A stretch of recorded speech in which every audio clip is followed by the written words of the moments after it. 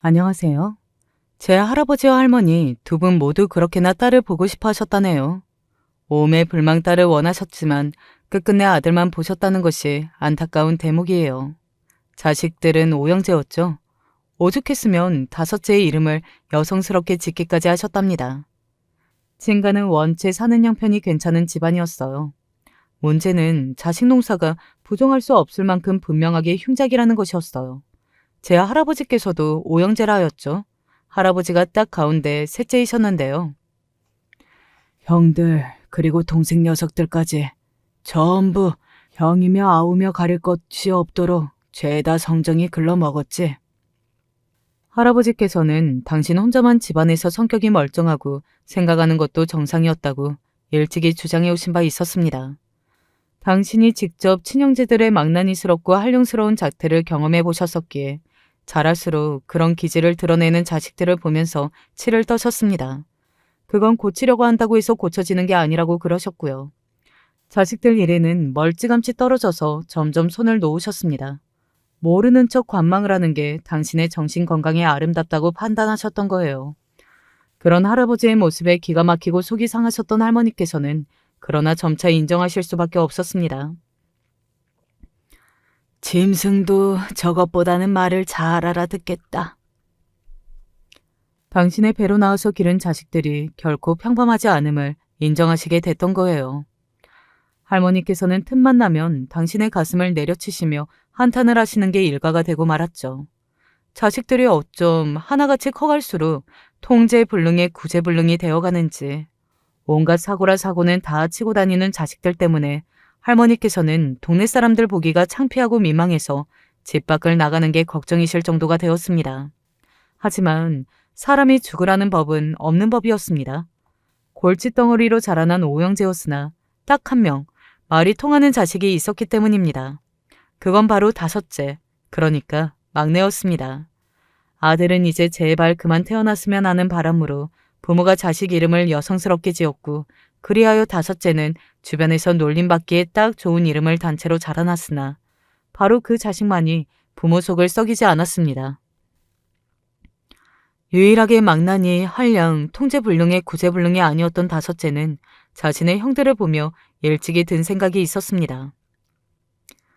나는 무슨 일이 있어도 절대 저렇게는 되지 않아야겠다. 그 다섯째가 바로 제 아버지였답니다.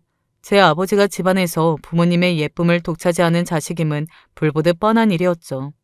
특히나 자식 일에 마음을 많이 쏟으셨던 할머니께서 제 아버지를 무척이나 아끼셨습니다.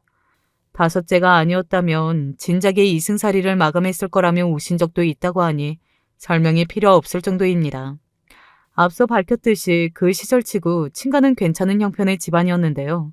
자식들이 그 모양이었으니 할아버지께서는 일찍이 재산과 자식들의 수준을 저울질하면서 많은 고심을 남몰래 하셨답니다. 집에 돈이 어느 정도 있다는 것이 자식놈들로 하여금 빌붙을 언덕이나 미들구석이 되는 게 아닐까.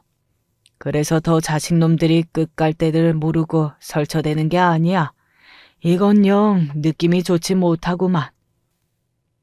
하도 진절머리가 나서 자식들이 뭘 어쩌든 간에 뒤떨어져서 관망하시는 편을 선택하신 할아버지였으나 재산 문제를 두고서는 생각이 많아지실 수밖에 없었죠.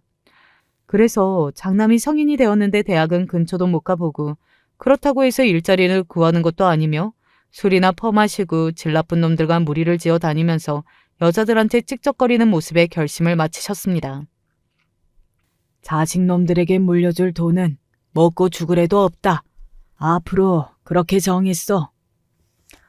할아버지께서는 당신의 친형제들을 떠올리며 더욱 자식들을 믿을 수 없어 하셨고 아예 그때부터 재산을 겉으로는 축소해가며 거짓 작전을 꾸리셨습니다. 일이 없다, 돈이 안 모인다 이런 소리를 입에 달고 사셨고요.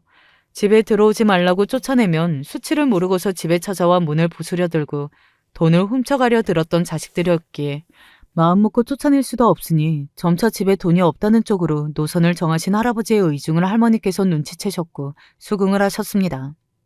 깨물어 아프지 않을 손가락이 없다지만 그래도 우리는 특별히 손가락 하나가 아프잖아요. 그 아픈 손가락에만 나중에 돈을 주는 걸로 하십시다. 어느 날 할머니께서는 조심스레 그런 목소리를 내셨고 할아버지께서는 별 대답을 안 하셨지만 알겠다는 듯 고개를 끄덕이셨다네요. 당연히 그 아픈 손가락은 제 아버지 얘기였고요. 언젠가부터 맨날 돈 없다는 소리를 하면서 힘없는 한숨만 내쉬는 부모의 모습을 보며 자식들은 그게 가짜라고 의심도 못하게 됐습니다. 그게 진짜라고 점차 믿게 되었죠. 부친이라면 모를까 모친 쪽은 어쨌거나 자식들과 심적으로 좀 더 가까웠기에 그런 모친이 돈 없다면서 울상을 맨날 짓고 있었으니 자식들은 그런 줄로만 알았습니다.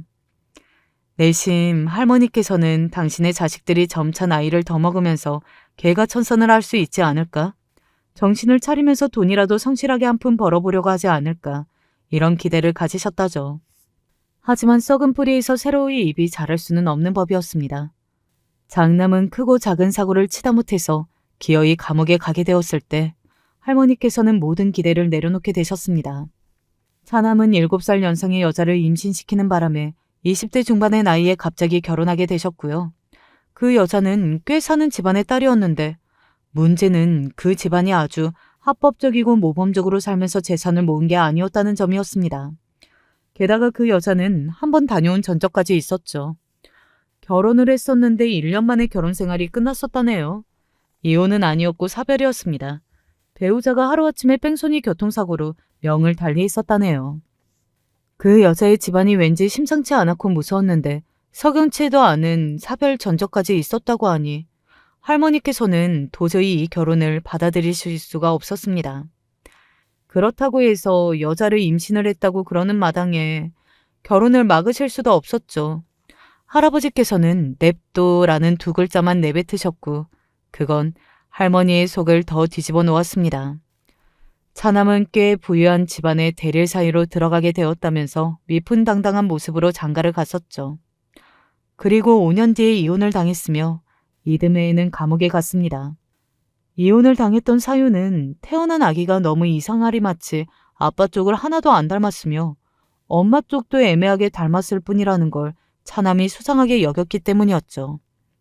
왜냐면 부모가 둘 다 쌍꺼풀이 있고 피부도 하얀데 아기는 쌍꺼풀도 없었고 피부도 썩 하얗지 못했거든요. 아기가 자라면서 걸음마를 떼고 말을 하기 시작하자 차남은 더욱더 자신이 아기의 친부가 아니라는 걸 확신하게 되었습니다. 확신을 가지고 자기 아내와 처갓집에 따졌다가 본전도 못 건졌고요.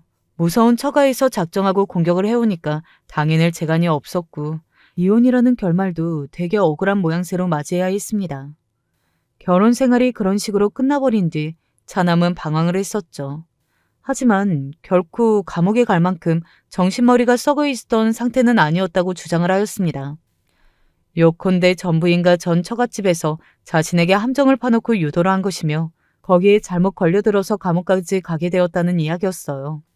그 이야기를 할머니께서는 감옥에 면회를 가셨다가 들었습니다.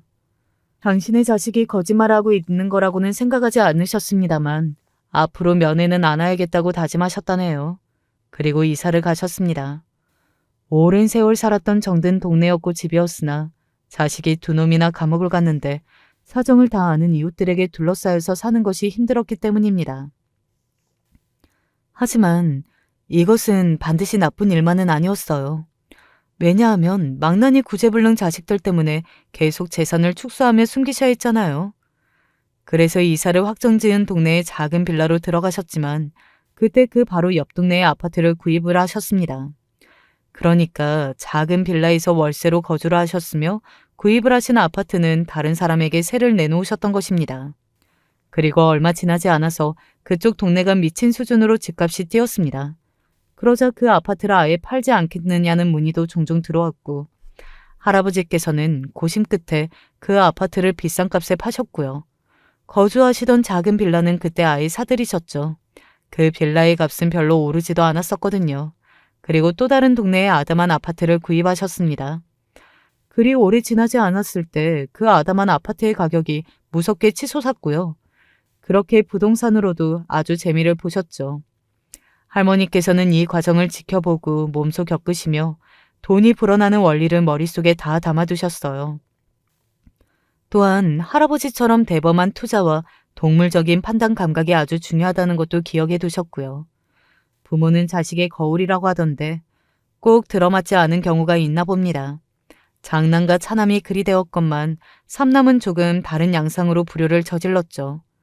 계기는 모르겠으나 어느 날 갑자기 수상할 정도로 이상한 겉멋이 들어서 외국에 나가 살겠다는 소리를 해댔죠.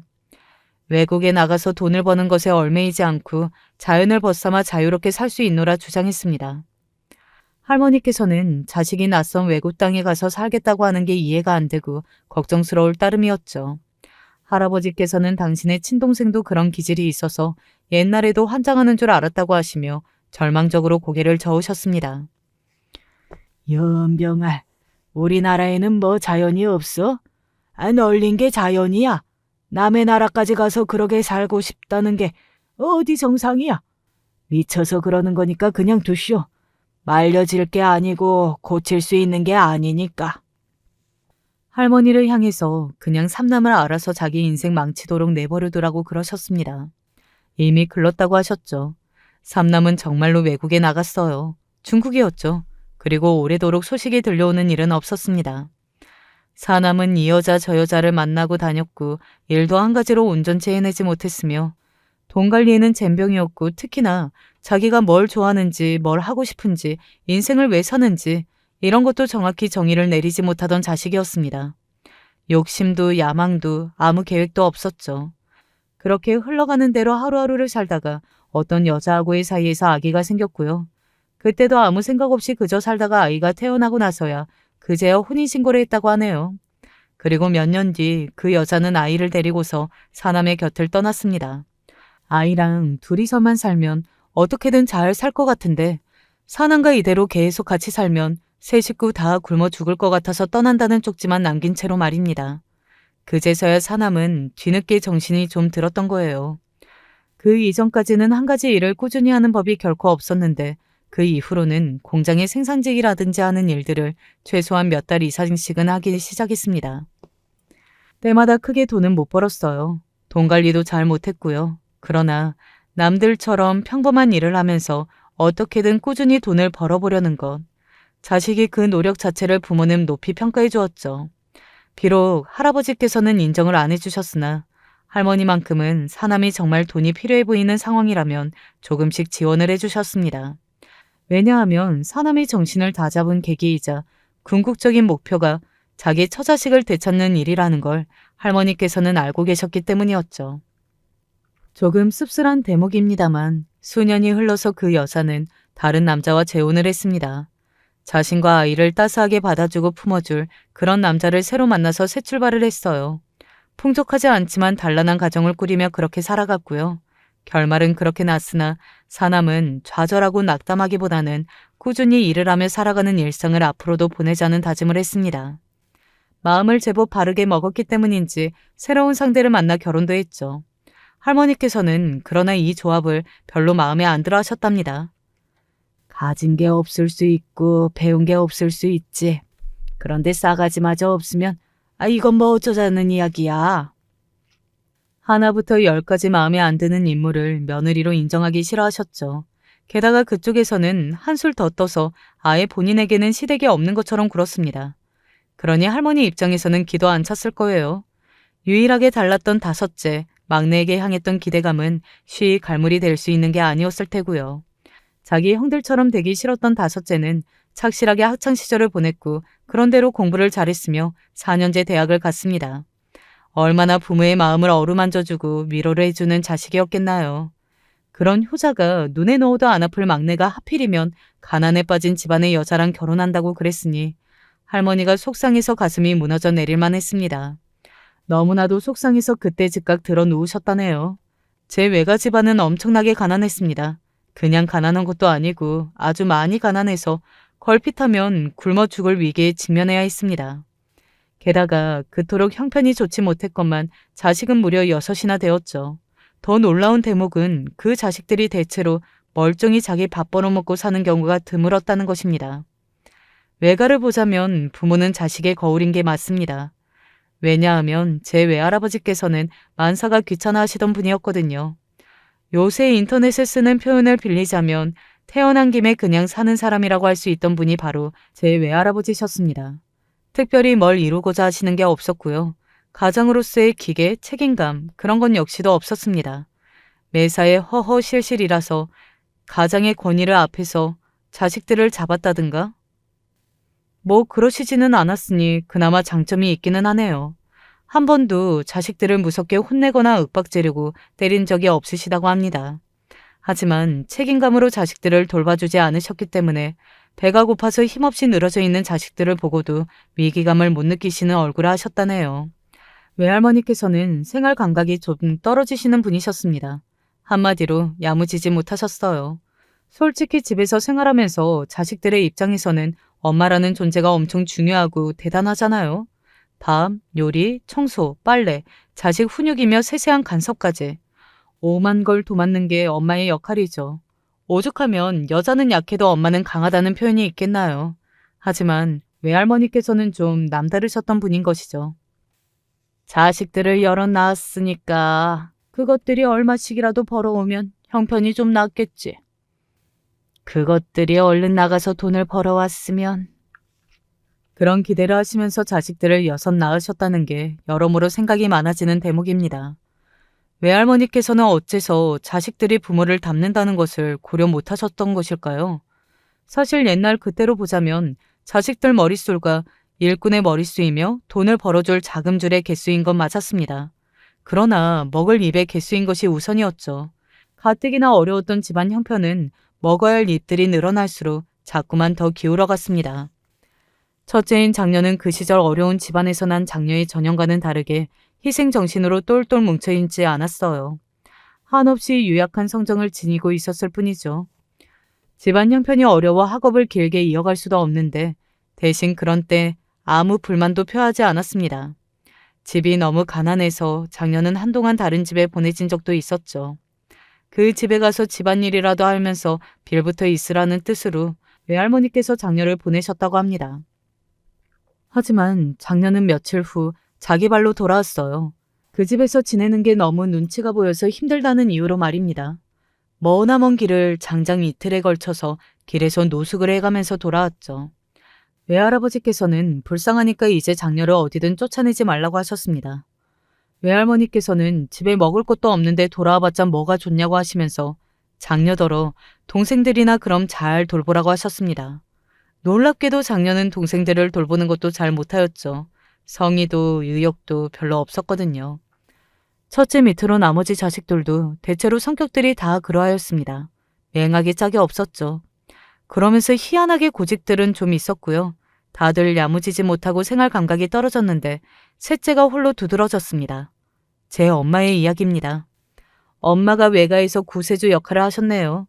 형편상 고등학교도 안 나오셨고 일찍이 사회생활을 시작하셨습니다. 그럼에도 불구하고 돈을 못 모으셨는데 버시는 족족 가족들에게 다 써버리셨기 때문입니다. 외가 식구들은 죄다 엄마한테 빌붙어서 지냈어요.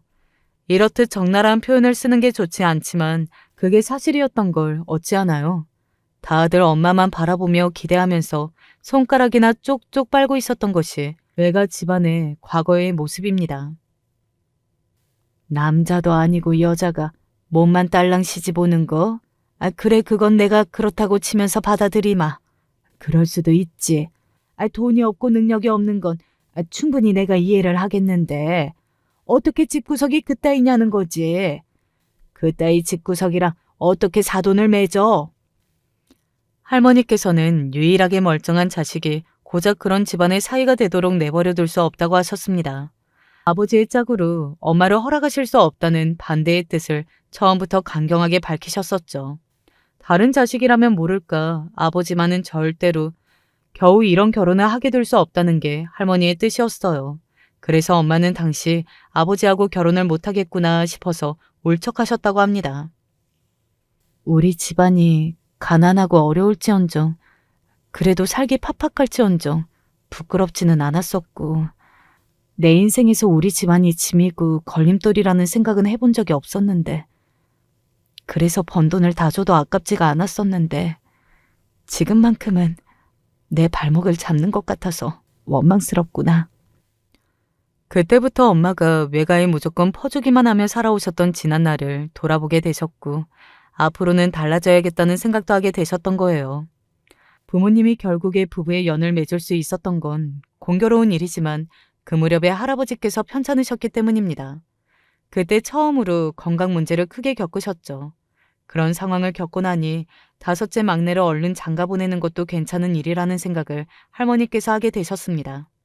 그리고 엄마가 6남매이신데 2남 4녀였거든요. 할머니께서는 딸을 끝내 얻지 못하셨던 것에 아쉬움이 많은 분이셨죠.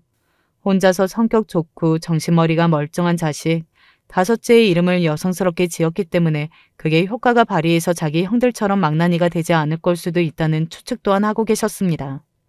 요컨대 만약에 딸을 낳으셨다면 그 자식은 무조건 착한 효녀였을 거라고 보셨어요. 자식 낳는 것도 집안 내력 아니겠지. 왠지 딸을 잘 낳아줄 것만 같은데. 엄마가 왠지 딸을 잘 낳게 생긴 것 같다고 느끼셨을 때부터 어쩌면 할머니의 마음은 열린 것일지도 모릅니다. 게다가 보면 볼수록 엄마의 눈빛은 또렷했고 힘이 있었죠. 워낙 흐리멍텅한 눈빛을 당신의 자식들을 통해서 많이 봐오셨던 할머니의 마음은 엄마의 올곧은 눈빛에 이끌리고 말았습니다. 그렇게 결국 결혼하고 나서 친정이는 발길을 끊으라는 요구 한 가지와 함께 할머니께서는 엄마를 며느리로 받아주셨습니다. 결혼 문제에 있어서 엄마가 당시 외가 식구들하고 긴밀히 상의를 하지 않았었다고 하셨어요. 그래서 그런지 결혼 소식에 외가에서 깜짝 놀랐었고 친가에 돈이 많다는 것까지는 몰랐기 때문에 크게 아쉬워하지는 않았다는 후문입니다. 대신에 돈을 벌어다 주는 집안의 기둥이 뽑혀 나갔다면서 그 점을 슬퍼했다더군요. 그 모습에 엄마는 다시 한번 당신의 지난 날을 씁쓸하게 회상하시게 되었으며 앞으로는 당신이 꾸려갈 가정을 위해서만 살겠다고 결심하셨습니다. 속상한 것들을 겉으로 다 표출하고 사셨던 할머니이셨으나 그에 반해서 겉으로는 별 신경 안 쓰는 척하고 사셨지만 속으로는 그렇지 못하셨던 것인지 건강이 크게 상해버리셨던 할아버지셨죠. 분명히 자식들 문제 때문에 그렇게 되신 걸 거라고 할머니께서는 생각하고 계셨습니다.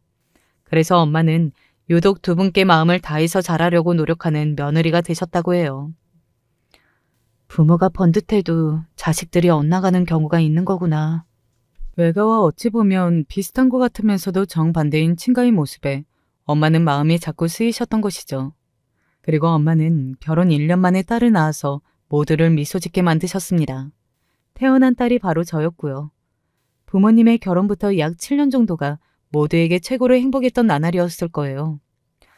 비록 엄마가 저를 낳으시고 3년 만에 다시 임신을 하셨다가 잘못돼서 유산을 겪으신 이후에는 몸까지 안 좋아지셨기 때문에 영영 둘째를 낳는 건 어려워지셨으나 제가 무럭무럭 건강하게 크고 있었으니까요.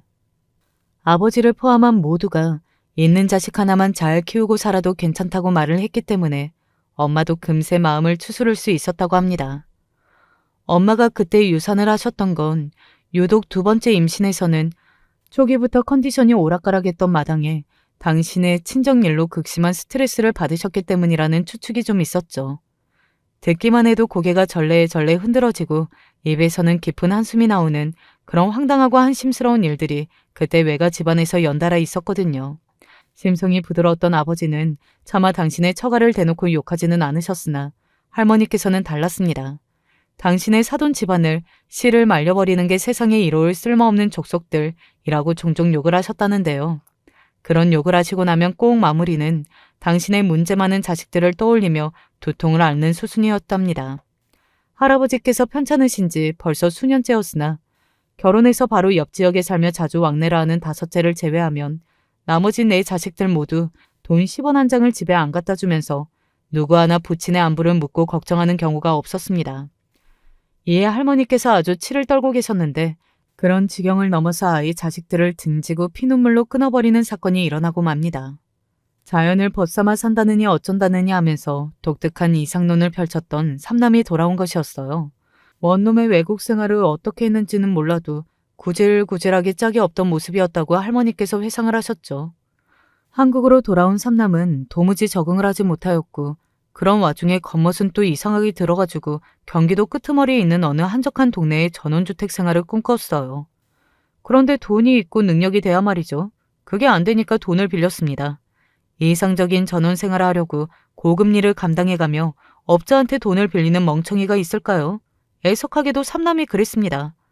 그리고 얼마 지나지 않아 돈 갚으라며 야구방망이를 손에 든 남자들을 마주해야 했고 정신이 번쩍 든 삼남이 구조 요청을 해댔습니다. 어디에 있겠나요? 빌붙을 구석은 가족뿐이었죠. 다른 형제들은 죄다 자기 코가 석자였으므로 다섯째 막내에게 삼남이 호소를 했던 것입니다. 상황을 아신 아버지는 기가 막혀 하셨고 솔직히 도와주고 싶지 않아 하셨죠. 그러나 가족들을 다 먹여 살리며 희생해왔던 전적이 있으셨던 엄마가 한 번은 도와줘야 한다는 생각을 하고 마셨던 거예요. 그게 상상도 못한 결과를 불러올 줄은 아무도 몰랐죠. 돈도 없고 쫓기느라 갈 데도 없고 지금 무서우니까 당장 와달라는 그런 삼남의 연락을 어느 날 받게 되었을 때 부모님은 같이 길을 떠나셨습니다. 저는 그날 아침에 이웃집에 가 있었고요. 이웃집에 제 또래의 자매가 있었거든요. 부모님은 저를 향해서 재미있게 놀고 있으라며 손을 흔들어 주셨고 그게 제가 본 두 분의 마지막 웃는 모습이자 두 분이 함께한 마지막 모습이었습니다. 두 분은 그날 교통사고를 당하셨거든요. 저는 할머니의 울부짖던 그 소리를 영영 잊을 수가 없습니다. 그 통곡의 현장이 어린 마음에 저는 너무 무서워서 훌쩍이고만 있었네요. 엄마는 사흘간 병원에서 힘든 사투를 벌이시다 떠나셨습니다. 그리고 병원에서 좀 더 버티며 애를 쓰셨던 아버지는 엄마가 떠나신 날로부터 딱 한 달 뒤에 하늘로 떠나셨고요. 저는 부모님을 앞으로 영원히 볼 수 없다는 사실이 피부로 와닿을 때마다 무서웠습니다. 아직 저는 이렇게 어린데 부모님 없이 어떻게 살아가야 할지 막막하기만 하였어요. 부모님과 영원한 작별을 할 준비가 전혀 되어 있지 않았던 저는 멍하니 정신이 나가 있었습니다. 제 생일날에 엄마가 직접 만들어주셨던 자그마한 손민형을 손에 꼭 쥐고서 넋이 나가 있었고 그런 저를 어른들은 모두 안쓰럽게 바라보며 혀를 끌끌 찼습니다. 이 집은 다섯째만 멀쩡했잖아. 그런데 어째 이렇게 가나? 저렇게 어린 자식을 두고 떠나려니 얼마나 원통했을까. 그 정신 나간 이 집 셋째는 듣자하니 중국인지 뭔지 어디 나가서 안 보였었다고 하던데. 괜히 왜 돌아와서 멀쩡한 자기 막내 동생을 죽여나? 거참 미친놈이 따로 없네. 이 집 며느리는 또 무슨 죄야? 아유, 불쌍해, 너무 불쌍해. 정말 안 됐어. 그런 수군거림을 저는 다 듣고 있었습니다. 외롭게 혼자였어요. 저를 도와줄, 제 손을 잡아줄 리는 아무도 없는 것만 같았죠. 그렇게 소민형만 하염없이 지고 있던 때 소란이 일었습니다. 아버지의 장례식장을 찾아온 외가 식구들이었습니다. 우리 손녀 강아지, 이 할미하고 가자. 그리고 외할머니께서 제 손을 잡아 끄셨어요. 저는 외할머니가 너무 낯설었고 그래서 같이 가고 싶지 않았습니다. 하지만 외가 식구들에게 둘러싸여서 벗어나는 게 쉽지 않았죠. 외할머니의 손에 이끌려서 불안하게 걷고 있는데 외가 식구들이 제 머리 위로 수근거리는 게 들려왔습니다. 이러면 돈을 받아낼 수 있는 거지? 그럼 당연하지. 애 키우는 값은 줘야 하는 거 아니냐고. 그렇게 한마디만 하면 될걸? 틀린 소리도 아니잖아. 우리 쪽에서 애를 맡아 키워준다는데 돈으로 애를 치워버리는 게 그쪽에서도 편하겠지. 저는 이제 어른들의 수군거림을 그만 듣고 싶다는 생각이 들었습니다.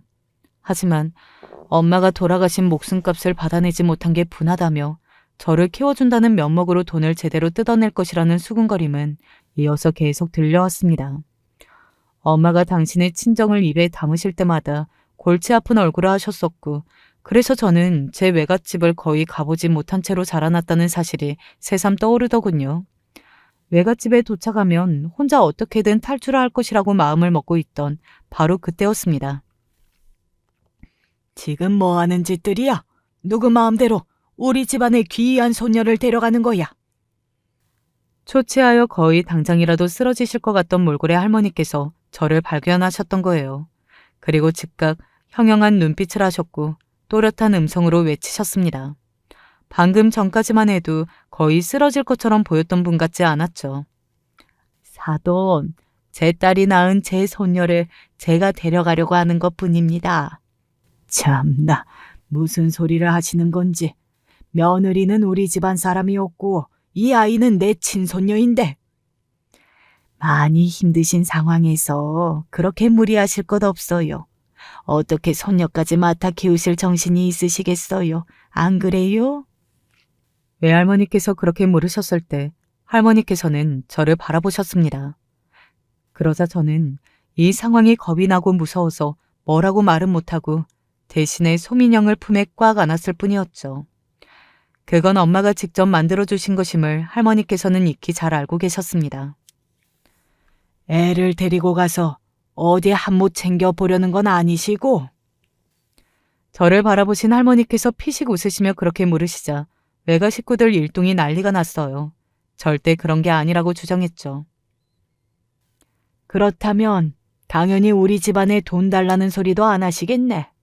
키워 마땅할 애를 키우는 것뿐이니까. 설마 그걸 빌미로 돈을 뜯어낼 심사는 아니실 거잖아. 저를 데리고 간다면 땡전 한 푼 줄 수 없다고 할머니께서는 못을 단단히 박으셨습니다.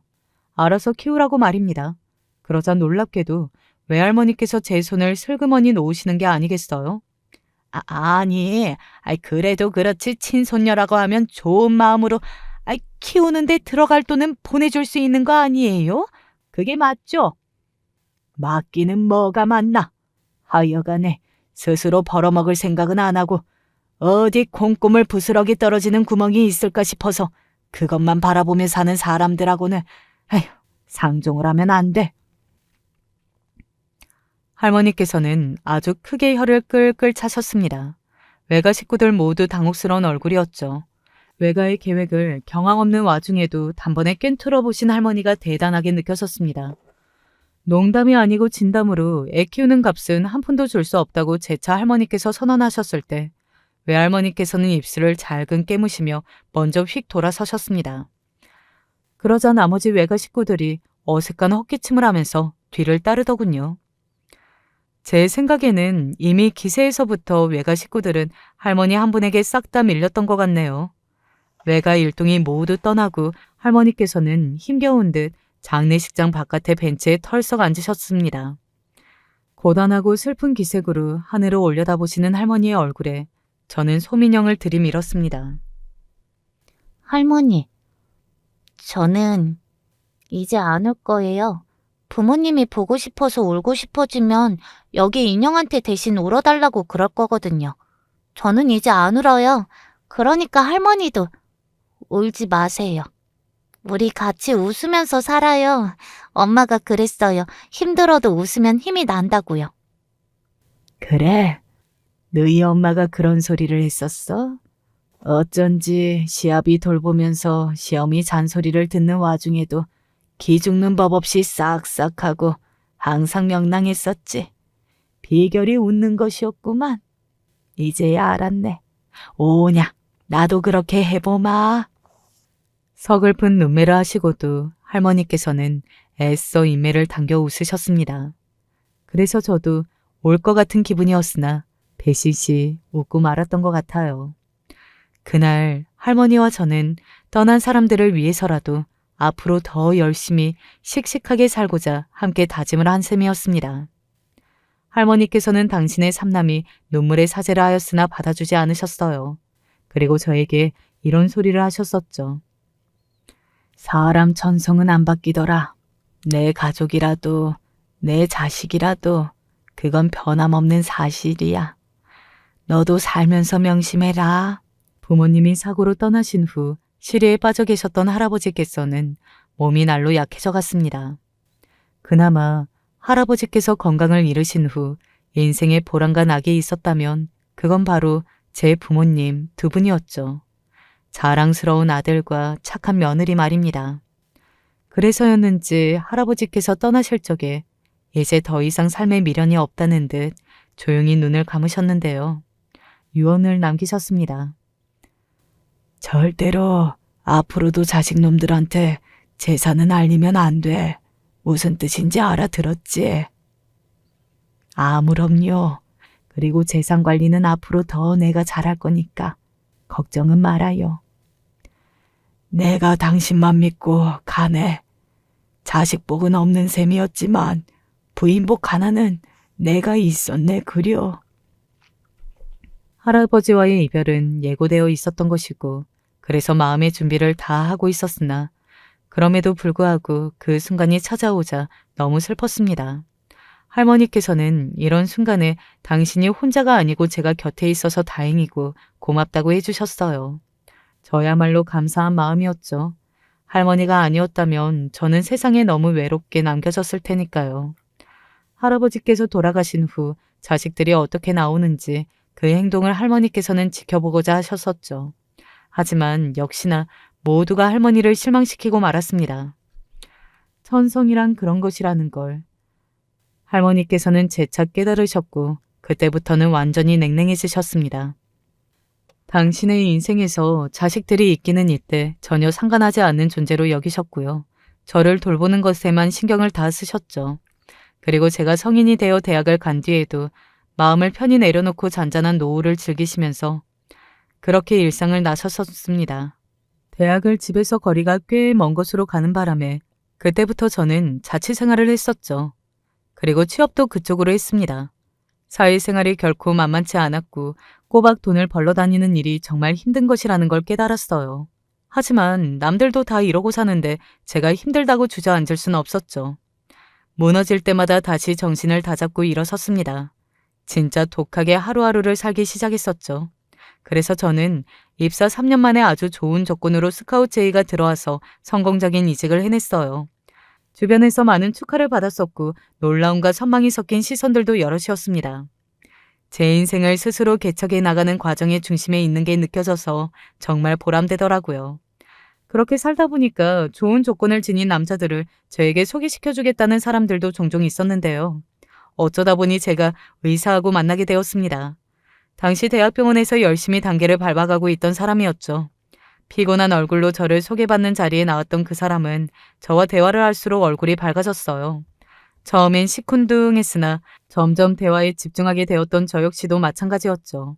별로 기대하지 않고 나간 자리였건만 이상하게 상대와 잘 통하더라고요. 3번을 따로 만나보고 나서 정식 교제를 시작했습니다. 이제 어느새 저도 결혼 정년기였고 가벼운 만남보다는 결혼을 전제로 진지하게 만나게 됐어요. 그 사람은 빨리 결혼을 해서 안정을 찾고 싶어하는 마음이 있었습니다. 병원 일이 너무 힘들고 바쁘다 보니까 결혼 문제를 얼른 해결하고 싶었던 것도 같아요.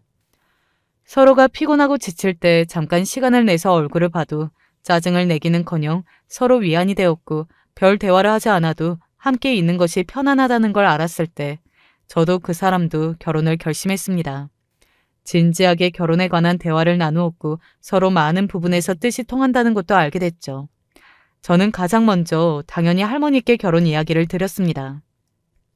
뭐? 네가 시집을 간다고? 벌써? 할머니, 제가 지금 나이가 몇인데요. 저랑 친한 대학 동기 3명, 할머니도 아시죠? 한 명은 재작년에, 한 명은 작년에, 그리고 또 한 명은 올 봄에 갔잖아요. 제 나이가 벌써 그렇게 된 거예요, 할머니. 그래, 벌써 세월이 그렇게나 흘렀어. 하기사, 나를 봐라. 곧 내일 당장 죽어도 이상하지 않을 만큼 복싹 늙었지. 에이, 무슨 말씀이세요? 20년은 거뜬히 더 사셔야죠. 아이고야, 20년 더 살아서 텔레비전 뉴스에 나올 일 있니? 내가 요새 무릎도 그렇지만 아휴, 발목도 아프고 그래서 암만 해도 느낌이 그렇게 오래 살 일은 결코 없을 것 같구나. 100년은 좋기 정정하실 것만 같았던 할머니였는데 기세가 대단했던 모습만 뇌리에 강렬하게 박혀 있었던 저였기에 어느새 약해지신 모습을 보니까 가슴이 아프더군요. 지난 세월 저를 키우시느라 힘들고 고생이 많으셨을 텐데 그런 내색 안 하시고 묵묵하기만 하셨던 분이라 죄송스러웠네요. 결혼 잘해서 잘 사는 모습으로 효도해야겠다 싶었어요.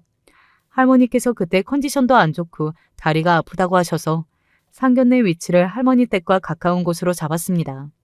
마침 예비 시댁의 집안도 그 옆 지역이었기 때문에 조율엔 어려움이 없었죠.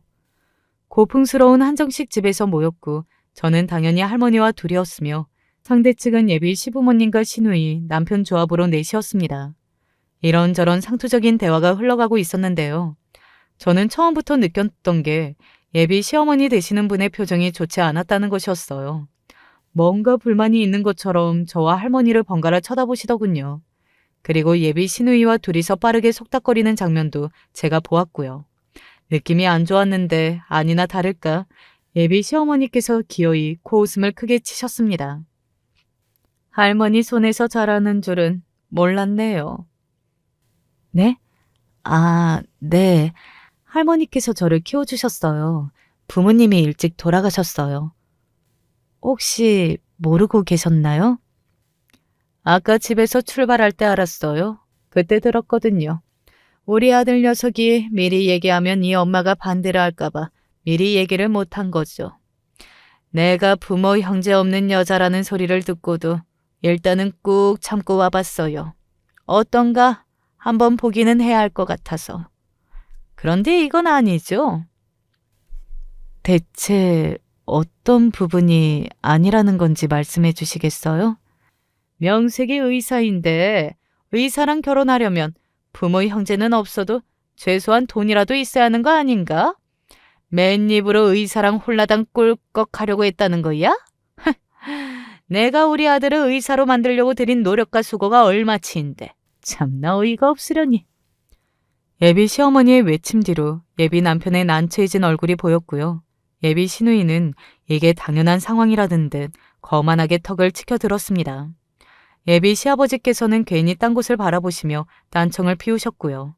그러니까 종합을 해보자면 직접 대면을 해본 할머니와 저의 모습이 꽁돈 한 푼 없게 생겨먹어서 기대하기에는 글렀다 싶으니 지금 이 자리를 깽판 놓았다는 뜻이었습니다.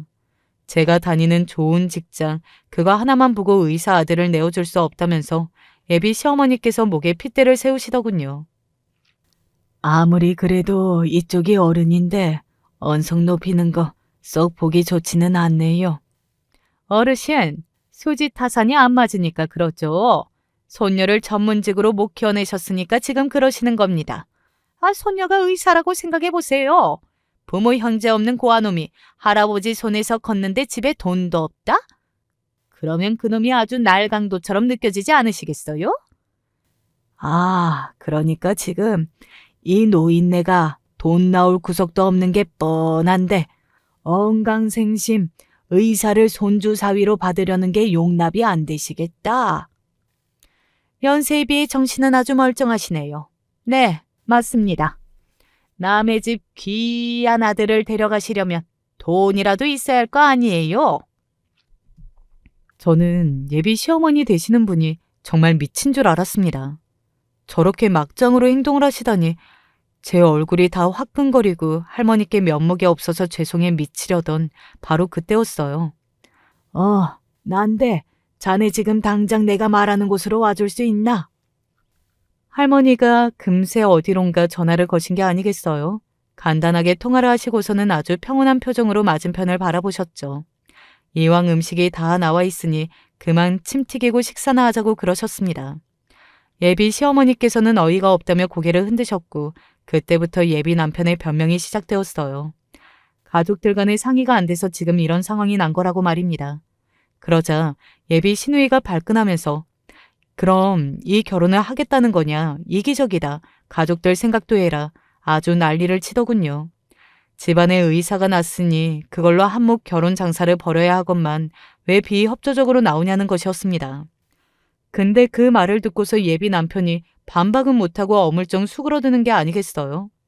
그 모습에 실망을 하고 있는데 식당 안으로 누군가 다급하게 들어왔어요. 적당히 풍채가 좋고 정갈하게 빼입으신 그분은 바로 그 지역에 있는 은행의 지점장이셨습니다. 여사님, 어쩐 일로 이렇게 따로 부르셨어요? 그리고 아주 친절한 미소를 지으며 할머니 곁으로 오셨고요. 저와도 안면이 있으신 분이라 저를 발견하시고는 반갑게 인사를 해오셨습니다. 예비 남편이 작게 누구냐고 저에게 물어보기에 저는 은행 지점장님이라고 알려드렸고요. 상황을 파악하신 그분이 각 잡힌 자세로 명함을 예비 시부모님께 내밀었습니다. 그리고 고객 자산은 기밀이라 함부로 발설할 수 없으나 할머니께서 해당 지점의 가장 큰 고객이며 그래서 혹시라도 직접 방문하시는 일이 있으면 무조건 VIP 공간으로 즉각 모신다고 말씀해 주셨어요. 참고로 그 은행은 식당에서 바로 근처에 있는 곳이었습니다. 예비 사돈들을 향해 재산을 자랑해야 해서 할머니께서 부르신 거라고 지점장님은 착각을 하셨고 성의를 다해 말씀을 해주신 것이었으나 말씀이 이어질 때마다 예비 시어머니의 얼굴이 창백해져 가고 있었습니다. 그만하면 됐네. 바로 근처다 보니까 혹시나 시간이 될까 싶어서 연락을 해본 것인데 금방 이렇게 와줘서 고맙구만. 얼른 일 보러 가시게. 노인네 때문에 걸음하게 해서 미안하네. 무슨 말씀이십니까? 여사님이 부르시면 땅끝 마을이라도 제가 당장 가야죠. 해당 지점을 먹여 살려온 큰손, 그게 바로 할머니셨고 지정장님은 끝까지 예의 바른 모습으로 인사를 남기곤 사라지셨습니다. 그러자 제가 할머니께 말씀드렸죠. 할머니, 그럼 저희도 이만 가볼까요? 그럴까? 나도 마침 그러자고 할 참이었는데 역시 우리 손녀 나하고 손발이 척척 맞는구만. 나가서 맛있는 거나 새로 먹자꾸나. 한우도 좋지. 그럼 제가 사드릴게요. 맨날 할머니가 사주시잖아요. 어차피 내 돈이 네 돈인 것을 다 너한테 갈 재산이니 굳이 따질 것도 없어. 자, 얼른 가자. 제가 할머니를 부축해드리며 자리에서 일어난 순간 맞은편에서도 일제히 일어났습니다. 그리고 그때부터 눈물의 생쇼가 시작되었죠. 제가 요새 몸이 워낙 안 좋아서요. 그래서 오늘 이렇게 커다란 실수를 하고 말았네요. 한 번만 너그럽게 봐주시면 다시는 이런 일 없도록 하겠습니다. 네, 맞아요. 저희 엄마가 최근 들어서 컨디션이 좀 안 좋으셨어요. 제가 무리하게 상견례 날짜를 일찍 잡은 게 잘못입니다. 전부 제 탓이에요. 그리고 제 잘못은 앞으로 결혼해서 예쁘게 잘 사는 모습으로 갚아나가겠습니다. 이제는 화도 안 나고 그냥 피식 웃음만 나더군요. 제 마음속에서 이미 애정과 기대가 다 사라졌기 때문이었죠. 저는 미련도 없이 고개를 흔들었고 할머니께서는 그들을 향해 딱 한마디 남기셨어요. 버스 떠났수다. 이미 소용없다는 명쾌한 말씀이었네요. 네 사람의 절망에 빠진 표정을 보는 것을 끝으로 그곳을 나왔어요. 날씨가 참 맑고 쾌청하더군요. 한우 맛도 좋았고요. 그 뒤로는 굳이 결혼 조바심 안 내면서 편안한 마음으로 지냈답니다. 할머니께서는 당신이 건강해야 제가 결혼하고 아이 낳는 것까지 다 보시겠다면서 그때부터 관리에 들어가셨고요. 절대로 의도한 것은 아니지만 저는 그 후로 좋은 사람을 다시 만났는데 의사였답니다. 심지어 소개로 만난 것도 아니었고 우연히 취미 활동에서 만난 것이었어요. 집안도 아주 유복하고 가족들 모두 화목하고 본인도 사랑을 많이 받고 자라서 해맑은 사람이에요. 성실하게 이럴 데 없고요. 그래서 할머니께서 무척 마음에 들어 하신답니다. 저에게 100점짜리 손녀라고 하면서 기쁜 마음을 표현해 주셨는데요. 저는 이렇게 말씀드리고 싶어요. 당신은 저에게 만점짜리 할머니라고요. 안녕하세요. 남들이 하는 만큼 살아왔는데 돌아보니 내 앞으로 남은 게 아무것도 없다면 어떻게 하는 게 좋을까요? 똑같이 고생할 만큼 하고 노력도 했는데 왜 저만 이렇게 힘든 건지 모르겠습니다. 어디서부터 잘못된 건지 잘 판단이 안 서는데 제 이야기 좀 들어주실 수 있을까요? 현재 저는 60대이고 제 나이대 여성들이 대부분 그렇듯이 딱히 연애를 하거나 남편을 사랑해서 결혼한 것은 아닙니다. 물론 그중에 그런 상황에 속하는 분들도 있겠지만 적어도 저는 아니라고 말하고 싶은데요. 지인의 소개로 만나게 되었고 서로 이 정도면 적당하다고 생각하게 되어서 몇 번 만남을 이어가면서 결혼을 하게 되었어요. 하지만 결혼 생활은 전혀 편안하지 않았고 갈수록 태산이더군요. 왜냐하면 저희 남편이 무척 고지식한 데다가 가부장적인 구석이 있었어요. 얼마나 답답한 사람인지 제가 사람들과 교류하거나 밖에 나가는 것을 무척 싫어했답니다. 어쩌다가 여고동창들을 좀 만나려고 하면 온갖 난리를 치면서 반대하는 거예요. 이런 부분까지 허락을 받아야 하나 싶어서 좀 울컥했지만 예의상 물었는데 어찌나 화를 내는지 당시 남편의 소리를 듣고 제 친구들까지 질려버렸더군요. 여자가 돼서 어디 밖을 돌아다니는 거야? 밖에서 돈 벌어주는 것 같고 제대로 남편을 모셔야 할 거 아니야? 으이그, 밖에서 돈이나 또 써대고 있지. 내가 돈 쓰지 말랬지? 제 답변을 기다리고 있던 친구들은 부랴부랴 전화를 끊어버렸고 남편과의 사이가 무난한 친구들 앞에서 저는 완연히 망신을 당했습니다. 친구들은 아유, 네 남편 무서워서 살겠니? 이혼해라 하며 저를 치근하게 여겼고요. 가끔씩 통화만 하는 정도로 근황을 듣고 저는 거의 바깥 세상과 단절된 것과 다름없었어요. 그래도 제가 선택한 남편이고 그때는 다들 그렇게 사는 줄 알았으니 어쩌겠습니까. 그냥 이렇게 사는 수밖에 없다고 생각했어요. 그러던 어느 날 묵묵히 그렇게만 살고 있던 저에게 왜 그렇게 사냐고 채찍을 던지는 듯한 일이 일어났어요. 어쩌면 그때 강하게 결심을 해야 했던 걸까요? 당시 저는 충격이 너무 커서 며칠을 알아누웠고 산송장처럼 지냈습니다. 길게 말할 것 없이 바로 말하자면 남편이 바람을 폈던 거예요. 매번 술을 먹고 밖으로 돌고 집에 와서도 몇 마디 대화도 없던 남편이었고 저도 애정 같은 건 거의 없었어요. 아무리 그런다고 해도 여자를 밖에서 만나고 다닐 줄 제가 알았겠습니까? 술이랑 손찌검은 참아도 바람은 못 참는다고 생각했던 저에게 그날 남편 옷에서 나온 여자 립스틱은 너무나 충격이었어요. 이걸 어찌 보면 제 것이라고 착각할 수도 있겠지만 우리 집에서는 일어날 수 없는 일이에요. 왜냐면 앞에서도 말했지만 저희 남편은 무척이나 가부장적인 사람입니다. 제가 밖에 돌아다니는 것도 싫어하고 입술에 립스틱을 바르거나 조금만 짧아진 옷을 입어도 불같이 화내는 사람이었어요. 그런 남편의 옷주머니에서 새 립스틱도 아닌 누가 쓰고 흔적을 남기듯 아무렇게나 넣어둔 것을 발견했어요. 그러니 이것을 제가 온전히 받아들일 수 있을까요? 저는 참지 못하고 남편을 흔들어 깨웠어요. 당신 이거 뭐야? 누구 거야? 하지만 남편의 대답은 정말 기가 차서 그대로 소리를 악지르고 싶더군요. 아이씨, 알아서 뭐하게. 어디 여자가 남자가 하는 일 꼬치꼬치 캐물어. 알고 싶거든. 네가 조사해. 기가 막혔죠. 남편이 정말 철저하게 저를 짓누르고 무시하고 있다는 것을 온몸 가득 느끼게 되었습니다. 그런데 그 뒤에 벌어진 일은 정말 기가 막히고 암울해서 지금 또 떠올려 봐도 분노에 치가 떨립니다.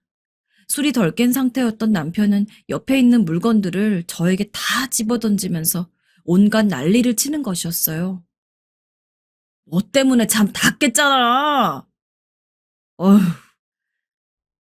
누가 보면 바람을 핀 사람이 저인 줄 알 것 같았습니다. 이성의 끈이 완전히 풀려버렸는데 그때 옆에서 들려오는 소리에 저는 어쩔 수 없이 속을 삭혀야 했어요. 엄마, 아빠, 또 싸워? 싸우지 마. 아들이 따라 나와서 이 절망적인 광경을 보고 겁에 질려 하는데 더 이상 이야기를 진전시킬 수가 없었어요. 그 후로 몇 번이나 말을 꺼내보려고 했으나 남편은 틈을 주지 않았고 해외 출장을 간다면서 더 오래도록 집을 비우더군요. 당시 아들은 너무 어렸고 결국 모든 상황이 저만 참으면 되는 쪽으로 몰아가게 되었습니다. 그렇게 저는 나이를 먹어가고 아들은 중학생, 고등학생을 지나 대학을 갔고 취업도 하게 되었어요. 나름 아들 때문에 저의 상처들을 덮고 열심히 살아왔는데 갈수록 아들은 저에게 짜증만 내더군요. 취업할 무렵 저에게 했던 말은 너무나 상처가 되어 잊혀지지가 않습니다. 엄마, 나만 보지 말고 엄마도 좀 인생 살아. 부담스럽다고. 맨날 아빠한테 무시나 당하고. 그게 뭐야? 난 진짜 엄마도 답답하고 한심하다. 어떻게 자식마저 저한테 이런 소리를 할 수 있는 건지, 제가 어디서부터 잘못 살아온 건지 도통 감이 오지 않았어요. 아무래도 엄마와 아들의 사이는 사춘기를 기준으로 해서 조금씩 갈라지는 것은 알겠지만 그래도 이건 너무 심하다고 느껴졌어요. 어쩌면 이렇게 제 아빠랑 똑같은 건지. 머리가 조금씩 크면서 제 말을 무시하고 문을 잠궈버리더군요. 그러면서 하는 소리는 늘 같았어요. 엄마, 밥 줘. 배고프다고.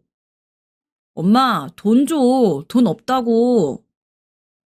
이 두 마디 아니면 거의 말을 섞지 않는 아들이었지만 저는 묵묵히 차려주고 문입 때부터 제대 날도 울며 따라다녔고 첫 취업을 할 때에도 너무 기뻤어요.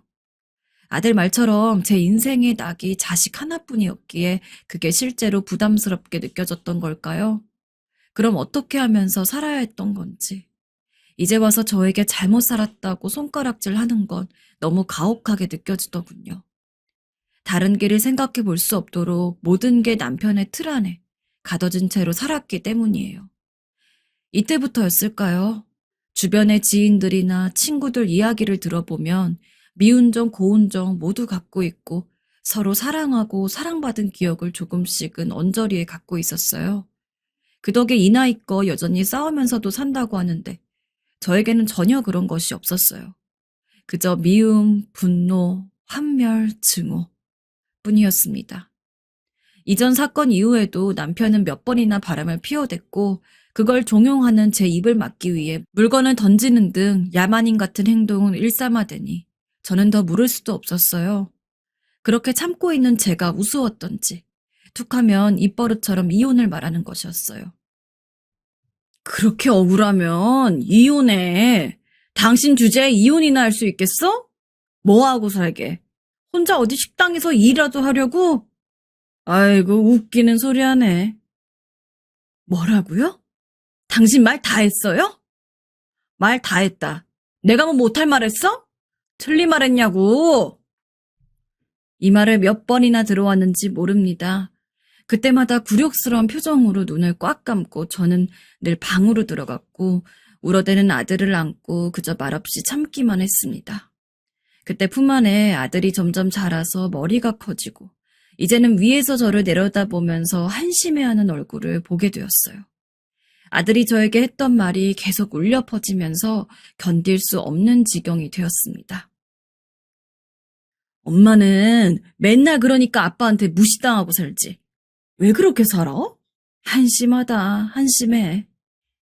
이 말이 자꾸 맴돌면서 저는 60 나이가 다 되어서 이 인생을 뒤집을 결심을 하게 되었어요. 남편뿐 아니라 아들에게도 무시당하는 실정을 살다 보니까 화병에 우울증에 뭘 해도 화만 치밀어 올랐어요. 변변한 친구도 없고 상담할 사람도 없이 이렇게 나이만 들어버렸고 60년 넘은 인생을 살다 보니 손에 남는 게 없더군요.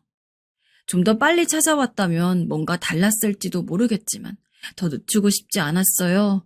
매번 남편의 부속품처럼 아들의 뒤치다꺼리를 하는 인생으로 살아왔기에 지금부터라도 자유로워지고 싶더군요.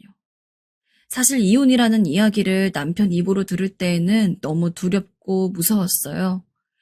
제 어머니 세대나 친구들만 봐도 흔한 것이 아니었고 무조건 인내하고 참는 게 잘 사는 것이라고 믿었으니까요. 하지만 이젠 다 내려놓고 저부터 남편에게 이혼을 공표하고 싶었어요.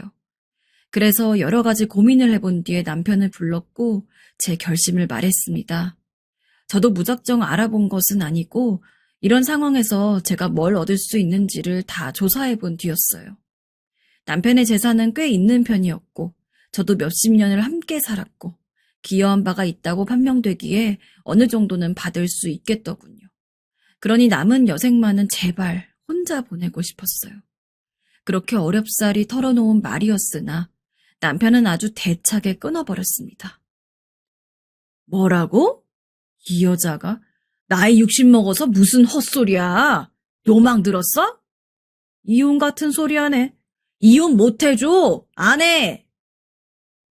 저도 그리 쉬울 거라고 생각하지 않았지만 그렇게 이혼 노래를 불러대던 남편이 결단코 안 된다고 난리를 치는 것이 이해가 되지 않더군요.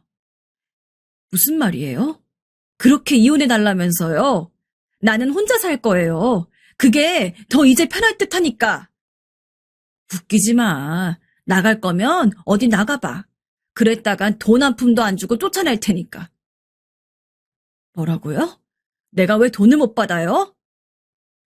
이미 의도를 전했지만 전혀 받아들여지지 않았고 남편은 더 난폭해지면서 저를 괴롭히더군요. 어디 노망이 들어서 주제를 모르고 말이야. 나나 되니까 당신 같은 여자랑 살아주는 거야. 그것도 몰라? 하여튼 고마운 줄도 모르고 여태껏 돈 벌어 갖다 줬더니.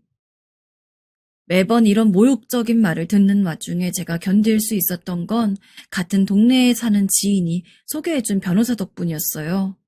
여러모로 상담을 해보면서 저의 상황을 하소연하듯 털어놓을 수 있었고 법적으로 제가 썩 좋은 상황은 아니었지만 희망은 있어 보였기 때문입니다.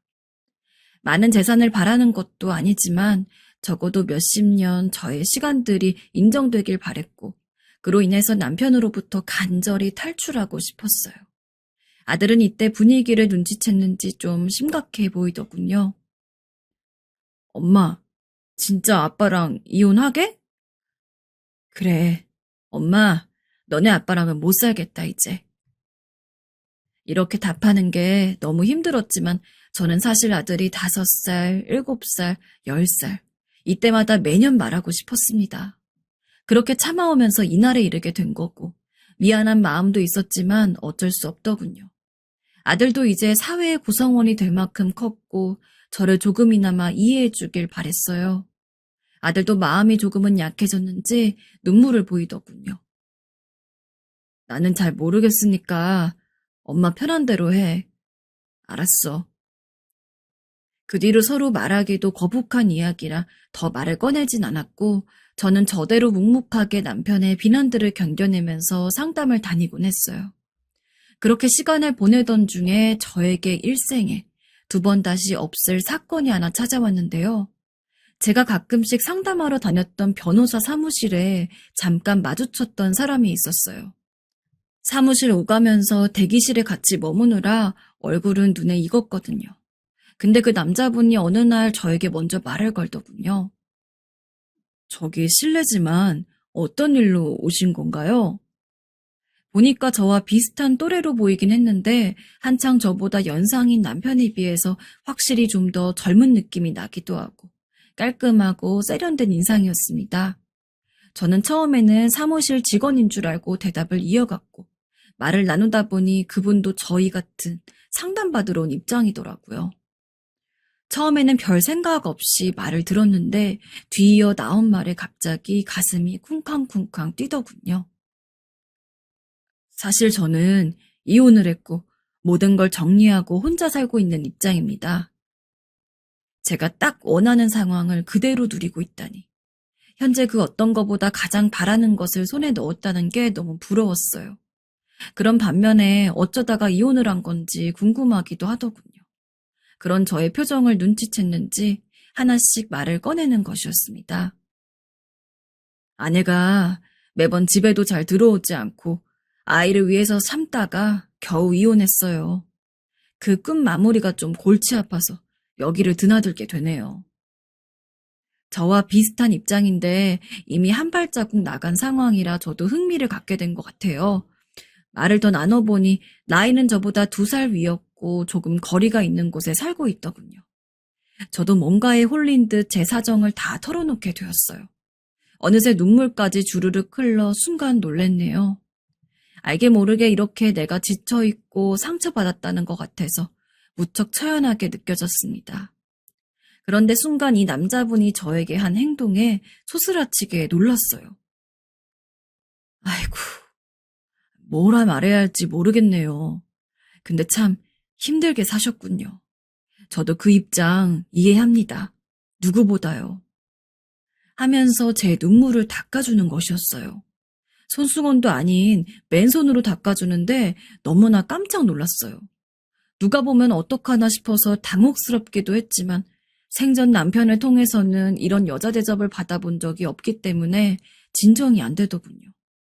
그러면서 또 말을 잇는데 그 말에 저의 일상은 완전히 마비되어 버렸어요. 부인같이 아름다우신 분이 그렇게 고생스러운 결혼 생활을 하셨다니 마음이 정말 아프네요. 아쉽습니다. 저나 부인이나 짝을 잘못 만난 것 같아요. 부인 같은 분을 두고 어떻게 남편분은 그럴 수가 있을까요? 저라면 정말 진심으로 사랑하며 살았을 거예요. 저를 이렇게 깊이 생각해주는 남자의 말이라니. 게다가 그 안에 들어있는 듯한 고백과도 같은 말에 며칠간 혼란스러웠어요. 오죽하면 남편이 그 사이 저한테 막말들을 퍼부어대는데도 어느 정도 한기로 흘려버렸어요. 내가 정말 결혼을 잘못하긴 했구나. 남자를 잘못 만나긴 했구나 하는 생각 쪽으로 방향이 점점 세워지더군요.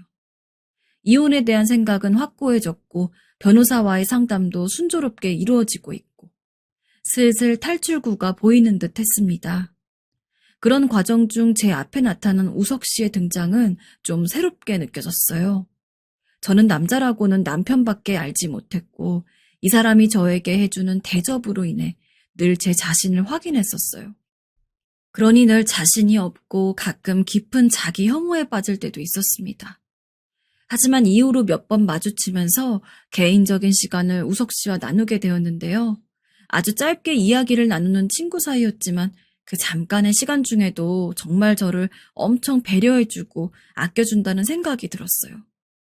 일주일에 한 번 겨우 보는 정도였지만 그날이 기다려지고 가끔은 좀 이렇게 만나도 되는 건지 불안한 감에 시달리기도 했어요. 하지만 어차피 이혼할 건데 혼자 정말 평생 늙기보다는 비로소 나를 생각해주는 한 사람과 알콩달콩 지내도 좋겠다는 생각이 들었어요. 다시 결혼을 할 생각은 추호도 없지만 이렇게 곁에 마음 맞는 친구를 둬도 나쁠 건 없으니까요. 남편은 한창 이혼을 고집하던 제가 잠시 조용해서 그런지 다시 안심하고 밖으로 돌더군요. 그러는 사이 우석 씨와의 만남 횟수는 점점 많아졌고 어느 날 저도 예상은 했던 그럼에도 다소 충격적으로 느껴지기도 했던 순간이 찾아왔습니다. 영미야, 나 이렇게 더 이상 만나기 힘드네. 오빠 그게 무슨 말이에요? 친구로는 지내기 힘들어. 네가 남편과 아직도 살고 있는 게 견디기가 힘들고. 우리 정식으로 남자 여자 사이로 지내면 안 되는 거니? 우석 씨는 아주 어렵게 저에게 사랑 고백을 해왔고 매번 애끓는 감정을 참느라 매일이 고통스럽다는 것이었어요. 남편과 달리 저를 한 명의 여자로 봐주었고 진심으로 사랑한다는 말을 해주면서 애틋하게 저에게 감정을 전해왔습니다. 무척 마음이 흔들리고 60이 넘은 나이가 되어서 소녀처럼 마음이 떨리더군요. 마치 몸살을 앓듯 저도 이 감정으로 괴로워하다가 이혼의 고지가 멀지 않은 듯하여 결국 마음을 허락하게 되었어요. 이후로는 그야말로 다시 태어난 듯한 시간들을 보내며 우석 씨와 외지로 데이트를 다녔는데요. 저를 생각하면서 꽃을 꺾어서 가져오고 어울릴 만한 옷을 고르며 너무 기뻤다는 우석 씨와의 나날들은 정말 행복했어요. 갈수록 이렇게 많은 나이가 되어버린 저의 인생이 참 안타까웠습니다. 남편은 더욱 밉게 느껴지더군요. 그런데 며칠 뒤 남편이 저를 낮은 목소리로 부르더군요.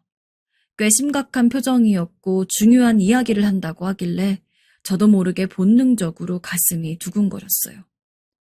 그런 남편이 이어서 말을 했는데 그 말을 듣고 저는 머릿속줄 무언가가 툭 하고 끊어지는 느낌이 들었습니다. 당신 주제에 바람을 피고 있었어?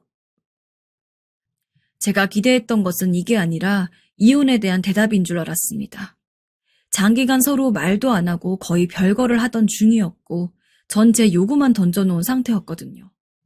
남편이 제 앞에 뭔가를 집어던지는데 집어 올려보니 사진이었습니다. 저와 우석 씨가 가평이나 강릉 등 먼 곳으로 데이트를 다녀왔던 사진이더군요. 대체 이런 사진을 퍼뜨린 게 누군 건지 멍한 사이에 남편은 계속 말을 이었습니다. 이혼해. 해줄게. 하지만 당신은 바람을 폈어. 모든 책임은 당신한테 있는 거야.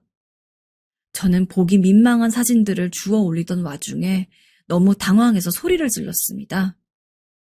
뭐라고요? 당신은요. 당신도 전에 바람 폈잖아요. 당신은 되고 나는 안 되는 거예요? 그러자 남편은 껄껄 웃으면서 답하더군요. 증거 있어? 증거 있냐고. 당신 이혼한다고 요 근래 쫄라대던 게 이 남자 때문이었구만. 다 필요 없고 이런 지저분한 여자는 내가 쫓아내고 싶어. 5천만 원 지금 이체해 줄 테니까 이 길로 당장 나가. 너 이 집에 발도 들이기만 해봐. 그제서야 저는 뭔가 아주 크게 잘못되었다는 것을 깨달았습니다.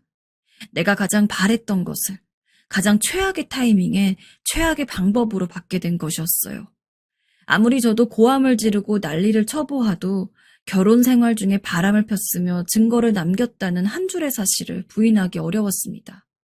좀 더 인내하며 아무런 일 없이 얌전히 이혼을 기다렸다면 저는 남편의 저 수많은 재산 중 3분의 1이라도 가져갈 수 있었을 거란 생각이 뒤늦게 밀려들었습니다.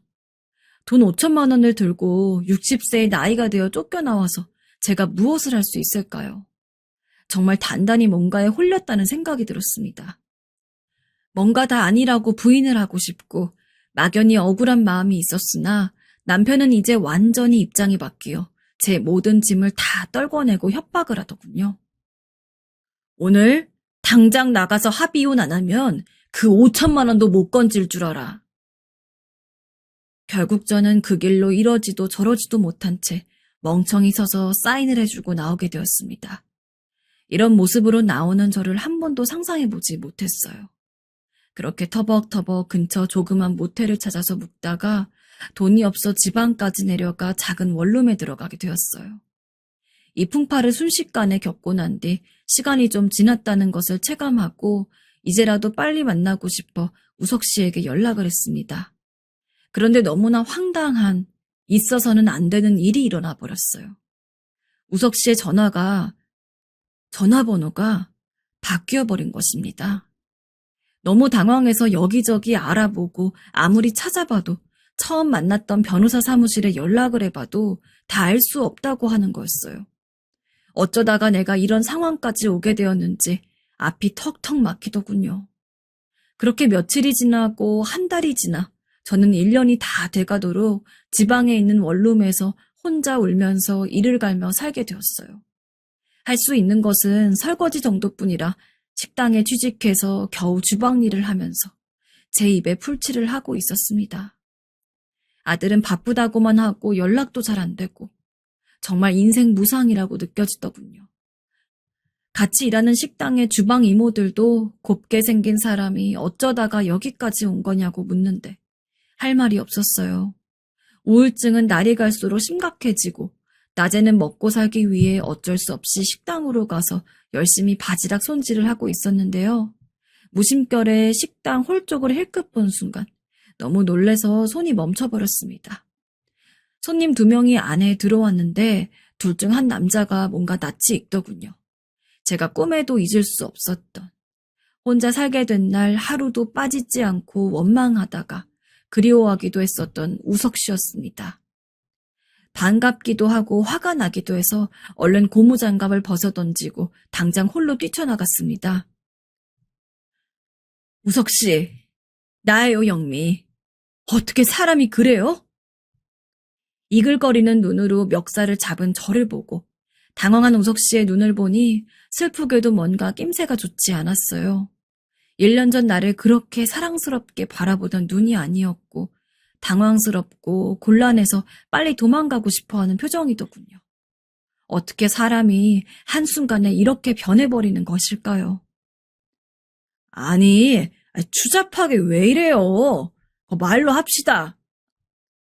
기억하던 말투가 아닌 너무나 차갑고 쌀쌀맞은 말투로 대꾸를 하는 우석 씨를 보니 이 사람도 우리 남편에게 호되게 당해서 이렇게 사람이 변한 건가 오만 생각이 다 들더군요. 하지만 이것은 저의 착각이었습니다. 제발 놔달라며 진저리를 치던 우석 씨의 입에서 들었던 내용은 정말 모든 인생을 다 포기하고 싶은 절망적인 말이었어요. 저는 앞으로 어떻게 하면 좋을까요? 이봐요, 영미 씨. 나한테 이러지 말고 당신 아들한테 쫓아가라고요. 나도 억울한 사람이야. 자기 엄마 꼬셔서 바람으로 이혼시켜주면 2천만 원 준다고 했다고. 근데 1,000만 원만 주고 연락을 끊어버리는 게 어딨어. 자기가 나한테 부탁해놓고 외려 나를 상간남으로 고소하겠다고 하는데 아니, 자식을 어째 그리 키웠어? 구구절절 이게 무슨 말인가요? 여기서 왜 우리 아들이 튀어나오고 2천만 원은 무슨 말이며 상간남은 무슨 말인지. 결국 이야기를 정리해보니 제 아들은 제가 이혼 준비를 위해 분주히 움직인다는 것을 제 아빠에게 상담을 했더군요. 골치 아파하던 남편은 아들에게 제안을 했나 봅니다. 네 엄마가 조용히 나간다면 남은 재산 다 너한테 줄 수 있을 것 같다는 식으로 말을 흘렸던 모양이에요. 아들은 그게 탐났나 봅니다. 자기 엄마가 사회생활 경험도 없고 주변에 사람이 없는 걸 알면서 우석 씨처럼 멀쩡하고 보기 좋은 중년의 남자를 데려다가 사주한 것이었어요. 차라리 남편이 한 일이라면 그 인간과 저는 남이니까 납득할 만도 합니다. 그런데 제 배로 낳은 아들이 자기 아빠의 몇십억 재산을 조금이라도 더 갖고 싶어서 엄마를 밀어내고 이런 일을 꾸몄다는 게 믿어지시나요? 이 내용은 얼마 전 아들이 혼자 사는 집에 찾아가서 밤새 비 맞아가며 기다리다가 확인해낸 사실입니다. 저는 인생을 왜 이렇게 살아온 걸까요? 그냥 애가 어릴 때 그때 참지 않고 이혼이라도 해버렸다면 모든 굴욕을 감당하고 키워낸 자식한테 이런 꼴까지 당하지 않았을까요? 지금 제 손에 남은 건 대체 뭐란 말입니까? 돈에 눈이 멀어 이런 일을 벌려놓고 엄마와의 연락은 끊어버린 아들을 이제는 제가 다 끊어버리고 싶습니다. 그렇게 저만 따라다니며 돈 줘, 밥 줘를 일삼던 남편과 아들은 정말 저에게 돈과 모든 것을 다 가져가 버렸어요.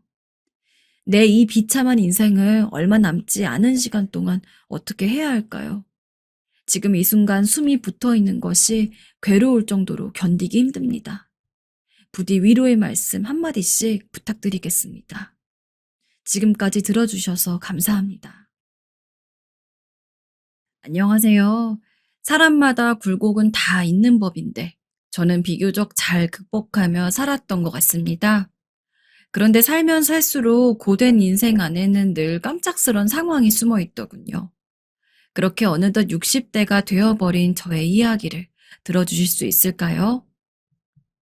저희 집은 70년대 여러모로 어려운 시기에 시골로 내려오게 되었고, 아버지가 많이 몸이 편찮으신 관계로 저희 남매들은 다들 가난하게 살았어요. 그 와중에도 5명이 되는 남매를 낳고 돌아가신 어머니로 인해 큰언니와 오빠들, 위에 언니까지 다들 바쁘고 여유 없이 살아왔는데요. 하지만 당시에는 그렇게들 사는 집들이 저희만 있는 것은 아니었고 아주 드물게 여유 있는 집들이 있었어요. 그 중에 한 사례가 바로 이 이야기의 주인공이기도 한 제 친구인데요. 친구 미자는 상냥하고 얼굴도 예쁘고 키도 크고 날씬하고 그 당시에 누가 봐도 길에서 눈에 띌 만큼 아주 미인인 친구였어요. 당시 저희 집은 저를 중학교까지 보내줄 형편이 안 되었지만 저는 무척 다니고 싶었는데요. 결국 큰오빠와 언니들이 그럼 어찌됐건 중학교까지만이라도 졸업하라며 다니게 해주었어요. 여러모로 녹록지 않았던 학교 생활에 짝꿍이 된 미자는 저에게 참으로 많은 의미를 선사해 주었어요. 당시 저희 집은 그야말로 전쟁터를 방불케 하는 아침 식사를 했어요. 아파서 누워 계신 아버지 몫으로 죽이랑 김치 조금을 떠드리고 나머지 저희 5남매는 큰언니와 큰오빠부터 해서 막내인 저까지 갈수록 줄어드는 양의 밥 공기를 받게 되었어요. 저는 당시에 늘 배가 고팠던 것 같아요. 기싸움에 밀려 늘 간장 종지만한 밥만 조금 먹고 물로 배를 채우면서 학교에 왔었으니까요. 그때 다녔던 학교는 묘하게 형편 차이가 큰 애들이 많아서 비교가 되었던 것 같아요. 그래서 저는 더더욱 가난에 대한 답답함, 분노 등이 조금씩 일어났던 것 같습니다. 그러던 와중에 제 짝꿍이 되었던 미자는 그 시기에 애들치고 얼굴빛도 무척 좋았고 맛있는 걸 많이 먹는지 체격도 나쁘지 않고 치아도 깨끗하고 참 인성이 좋았어요. 누구나 이 친구와 친하게 지내고 싶어 했고 저도 내심 비슷한 마음을 갖고 있었지만 자신이 없었어요. 그러던 어느 날 제 팍팍한 일상이 완전히 바뀌는 일이 일어났습니다. 영순아, 니는 우리 반에서 누가 제일 좋노? 짝꿍이 된 지 며칠 안 되었을 때 미자가 저한테 먼저 말을 건 것이었어요. 게다가 이런 질문이라서 깜짝 놀랐습니다. 그래서 아무런 말을 못하고 멍하니 보고 있는데 미자가 아주 뜻밖의 대답을 하더군요. 나는 네가 좋다. 니랑 원래부터 짝꿍이 되고 싶었다. 진짜? 진짜로? 이 말을 하고 난 뒤부터 미자는 매번 제 손을 잡아 끌고 운동장에 가서 놀자고도 하고 함께 교정을 걷고 선생님 심부름을 다니는 등 어느새 단짝처럼 다니게 되었어요. 저렇게 예쁜 아이가 내가 뭐가 마음에 들어서 친해지고 싶어 했을까 싶어 신기하기도 했습니다. 가끔씩 의구심이 들었던 차에 이런 부분을 완전히 깨트려주는 일이 생겼는데요. 당시 저희 담임 선생님은 아이들을 편애하기로 유명했고, 저도 그런 흐름을 종종 느끼고 있던 터라 빨리 한 학년이 끝나길 바랬어요. 저뿐만 아니라 많은 애들이 그랬어요. 그러던 어느 날 집이 가난하고 행색이 초라한 아이들만 호명해서 일으켜 세우는 것이었어요. 그 중에는 저도 있었습니다. 이것들은 수업료도 제대로 내지 않고 매번 내 속을 썩인단 말이야. 너희들은 이것들처럼 살지 않기 위해선 공부를 열심히 해야 돼. 한마디 한마디 얼마나 가슴을 들이파는지 듣고 있기가 괴로웠고 또래 친구들 앞에서 정말 죽고 싶을 만큼 수치스럽더군요. 니네 같은 것들은 공장이나 나가서 돈이나 벌 것이지. 주제도 모르고 이렇게 학교에 와서 폐를 끼치는 거냐? 하여튼 너 같은 애들 때문에 물이 다 흐려진다. 정말 더 듣고 있기 힘들 정도로 다리가 떨리는데 갑자기 드르륵 소리가 나더군요. 찔끔찔끔 눈물을 흘리느라 무슨 상황인지 몰랐는데 옆눈으로 흘끔 보니 미자가 자리에서 일어난 것이었어요. 선생님은 황당하셨는지 바로 말하셨어요. 전미자, 너는 왜 일어난 거냐? 앉아라. 선생님. 그 뒤를 이은 미자의 말에 저는 결국 참던 눈물이 속으로 터졌습니다. 이런 분위기 너무 불편합니다. 애들도 다 울고 이게 뭡니까? 빨리 수업하시라 해. 당시 감히 이런 말을 선생님 앞에 늘어놓을 수 있는 애들은 아니 같은 학년 선생님도 없었을 거예요. 알기론 미자의 집이 엄청 부자이고 학교에 기부도 많이 한다고 들었습니다. 그래서 그랬는지 늘상 선생님은 미자를 예뻐했고 조심스러워하는 게 보였어요. 하지만 이 말에 선생님도 나름 창피를 당했다고 생각했는지 표정이 썩 좋지 않더군요. 하고 얼굴이 한동안 구겨졌지만 아무래도 거부할 수 없는 뭔가가 있던 건지 다시 씩 웃는 게 아니겠어요? 그래, 미자 많이 맞다. 선생님이 미안하다. 다들 앉아라. 다들 앉으면서 한숨을 푹 내쉬었고 저마다 미자를 한 번씩 쳐다보더군요. 저도 슬쩍 쳐다보다가 눈이 마주쳤는데 갑자기 손을 내밀어 제 손을 꽉 잡는 것이었어요. 속상해하지 마라.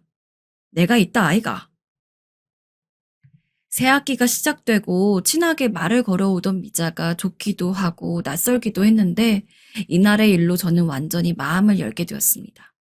당시 형제 자매였던 언니 오빠들과도 서로 살아남기 바빠서 이런 살가운 대화를 나눠본 적이 없거든요. 그런 저에게 미자는 제가 학교를 중퇴하기 전까지 정말 좋은 친구가 되어주었어요.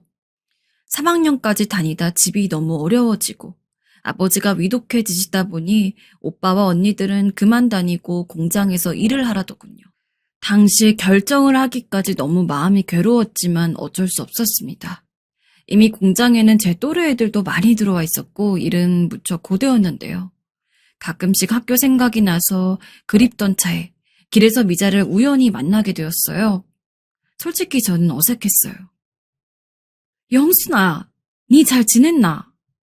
하면서 달려오는 미자는 교복이 달라진 것을 보니 아무래도 고등학교를 간 것 같더군요. 당시 대부분의 아이들이 공장으로 빠지던 저의 후미진 시골에선 이렇게 학교 진학을 하는 애들은 많지 않았어요. 그래도 왠지 제 처지가 비참하게 느껴져서 저도 모르게 주춤하게 되었어요.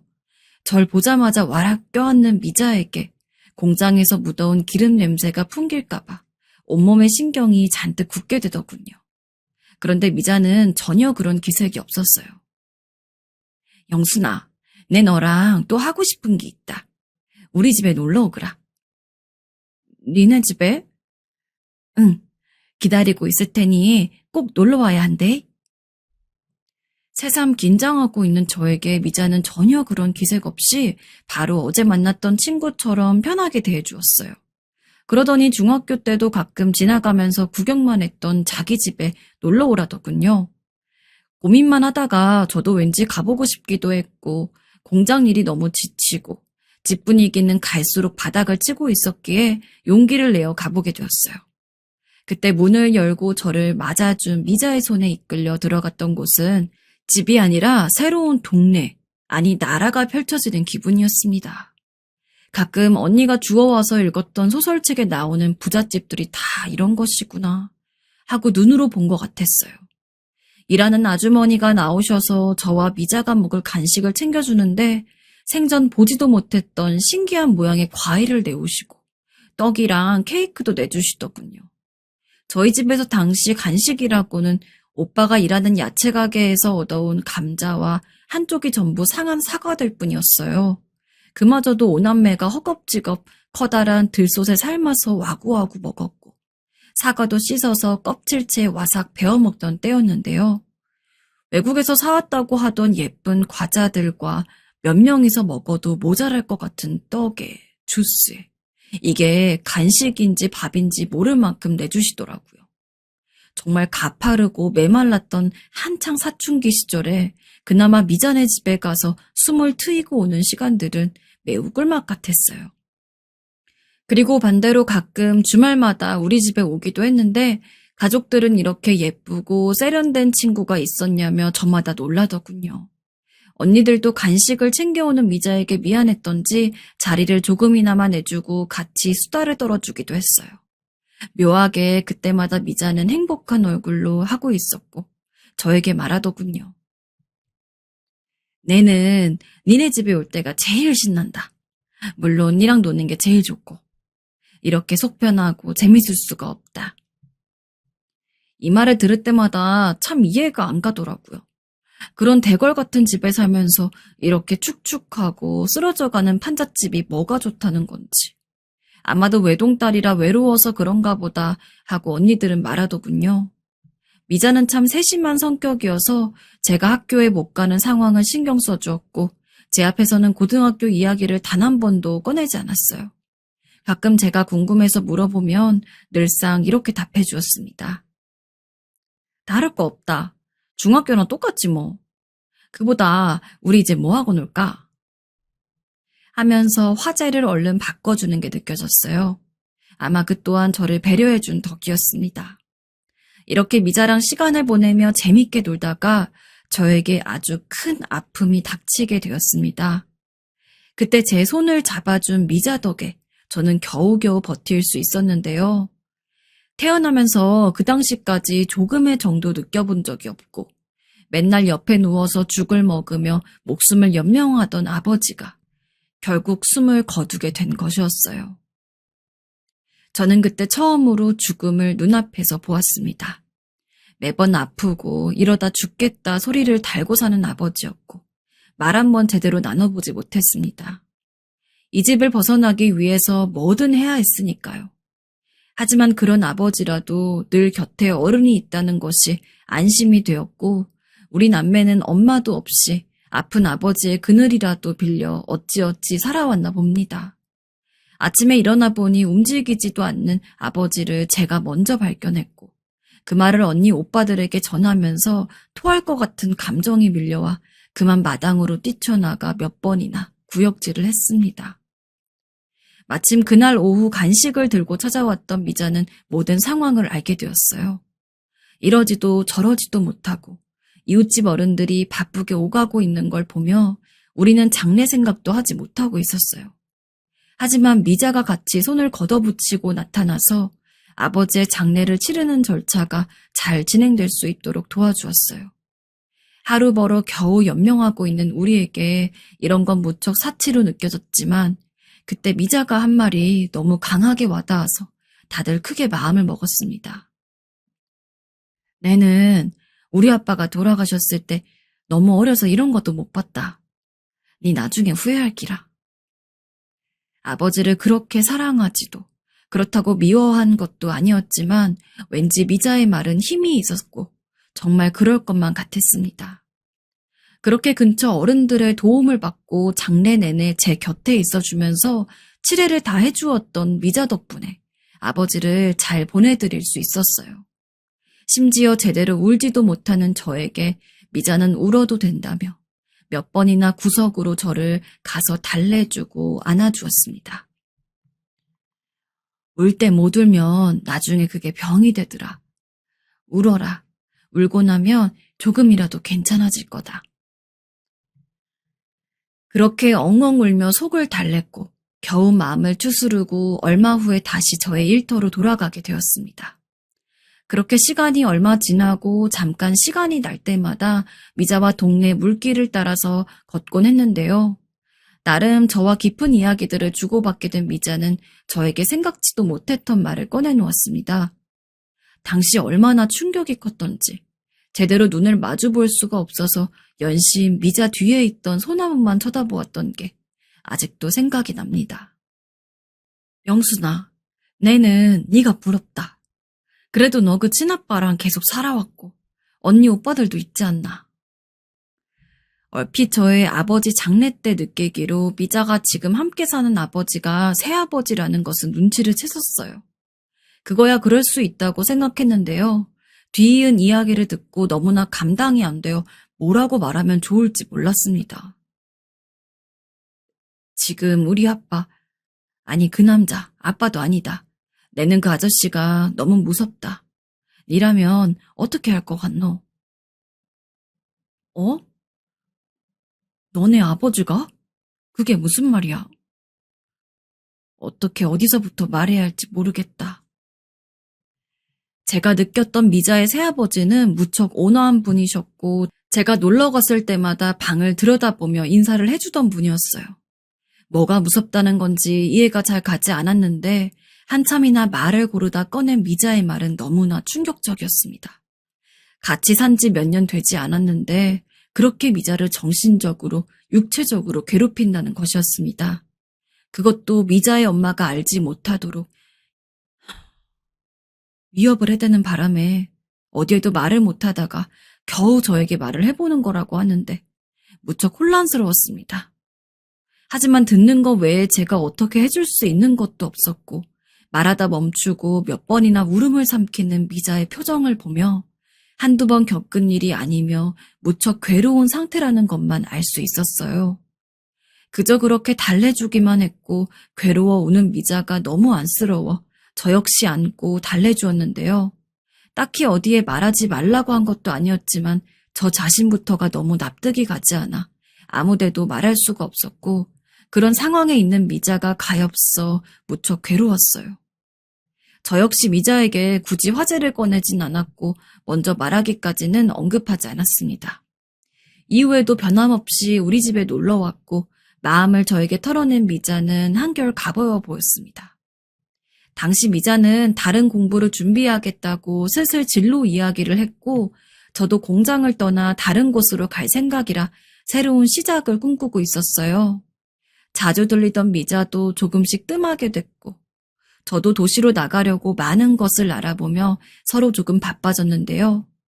얼마간 연락을 못하고 저는 저대로 오빠들을 따라다니며 일을 찾아다니던 중 왠지 모르게 동네에 뭔가 소문이 도는 듯했어요. 이상하게 요 근래 말 많은 아줌마들이 자꾸 무리지어 말을 하는데 분위기가 썩 좋지 않더라고요. 수군대는 아주머니들 목소리에 무슨 일인가 가까이 가봤는데 가까이서 들려온 소리를 선명하게 듣고 저는 완전 주저앉아 버렸어요. 그리고 다시 겨우 일어나 아주머니들을 붙잡고 흔들며 다시 되물었습니다. 아유, 진짜라니까 왜 이래? 이거 놓으라고. 미자 죽은 거 맞대잖아. 그 집 일하는 아줌마한테 들은 거야. 엄마 얼굴을 못 본 것뿐인데 미자가 그 사이에 어디에 간 것도 아니고 죽었다니요. 도저히 제 눈으로 확인하기 전에 믿을 수가 없어 그 길로 달려갔어요. 그런데 문은 굳게 닫혀 있었고 워낙 안쪽이 깊어서 잘 보이지는 않지만 묘하게 사람 기척도 없어 어둡게 느껴지더군요. 예전과 다르게 더 차갑고 쎄하게 느껴지는 것이 내가 아는 사람이 머무르는 것과 아닌 것의 차이가 이렇게 큰 것인가 싶은 차가움도 체감하게 되었어요. 연락할 수 있는 방법도 없었고 매번 제가 미자에게 가거나 미자가 우리에게 오는 식으로 만나왔는데 하다못해 그 성대한 집에서 장례라도 치렀다면 찾아갔을 것입니다. 하지만 뭔가 좋지 않은 연유로 끝나게 된 것이었는지 미자네 가족이 이사 갔다는 소문이 재빠르게 들리더군요. 어쩌면 저에게 이렇게 슬픈 일들이 연이어서 일어나는 건지. 아버지를 보내고 힘들어했던 저를 미자가 위로해 주었고 그런 미자 역시 이유도 모른 채 이렇게 갑자기 떠나보내게 되다니. 20살 남짓되던 저에겐 실로 견디기 힘든 이별을 2번이나 겪게 된 것이었어요. 부모님과의 이별, 사춘기 시기를 제대로 지탱해 주었던 친구의 죽음을 연달아 겪으면서 저는 너무 큰 상처를 입게 되었고 그 안에서 밖으로 나와 무뎌지기 위해 얼마나 피맺힌 노력을 했는지 모르겠습니다. 어쩌면 아버지가 돌아가셨을 때보다 더 심한 열병을 겪었던 것 같아요. 밥도 먹지 못하고 계속 슬픔에 뒤싸여 며칠을 알아누웠고 언니들은 심각하게 제 걱정을 했습니다.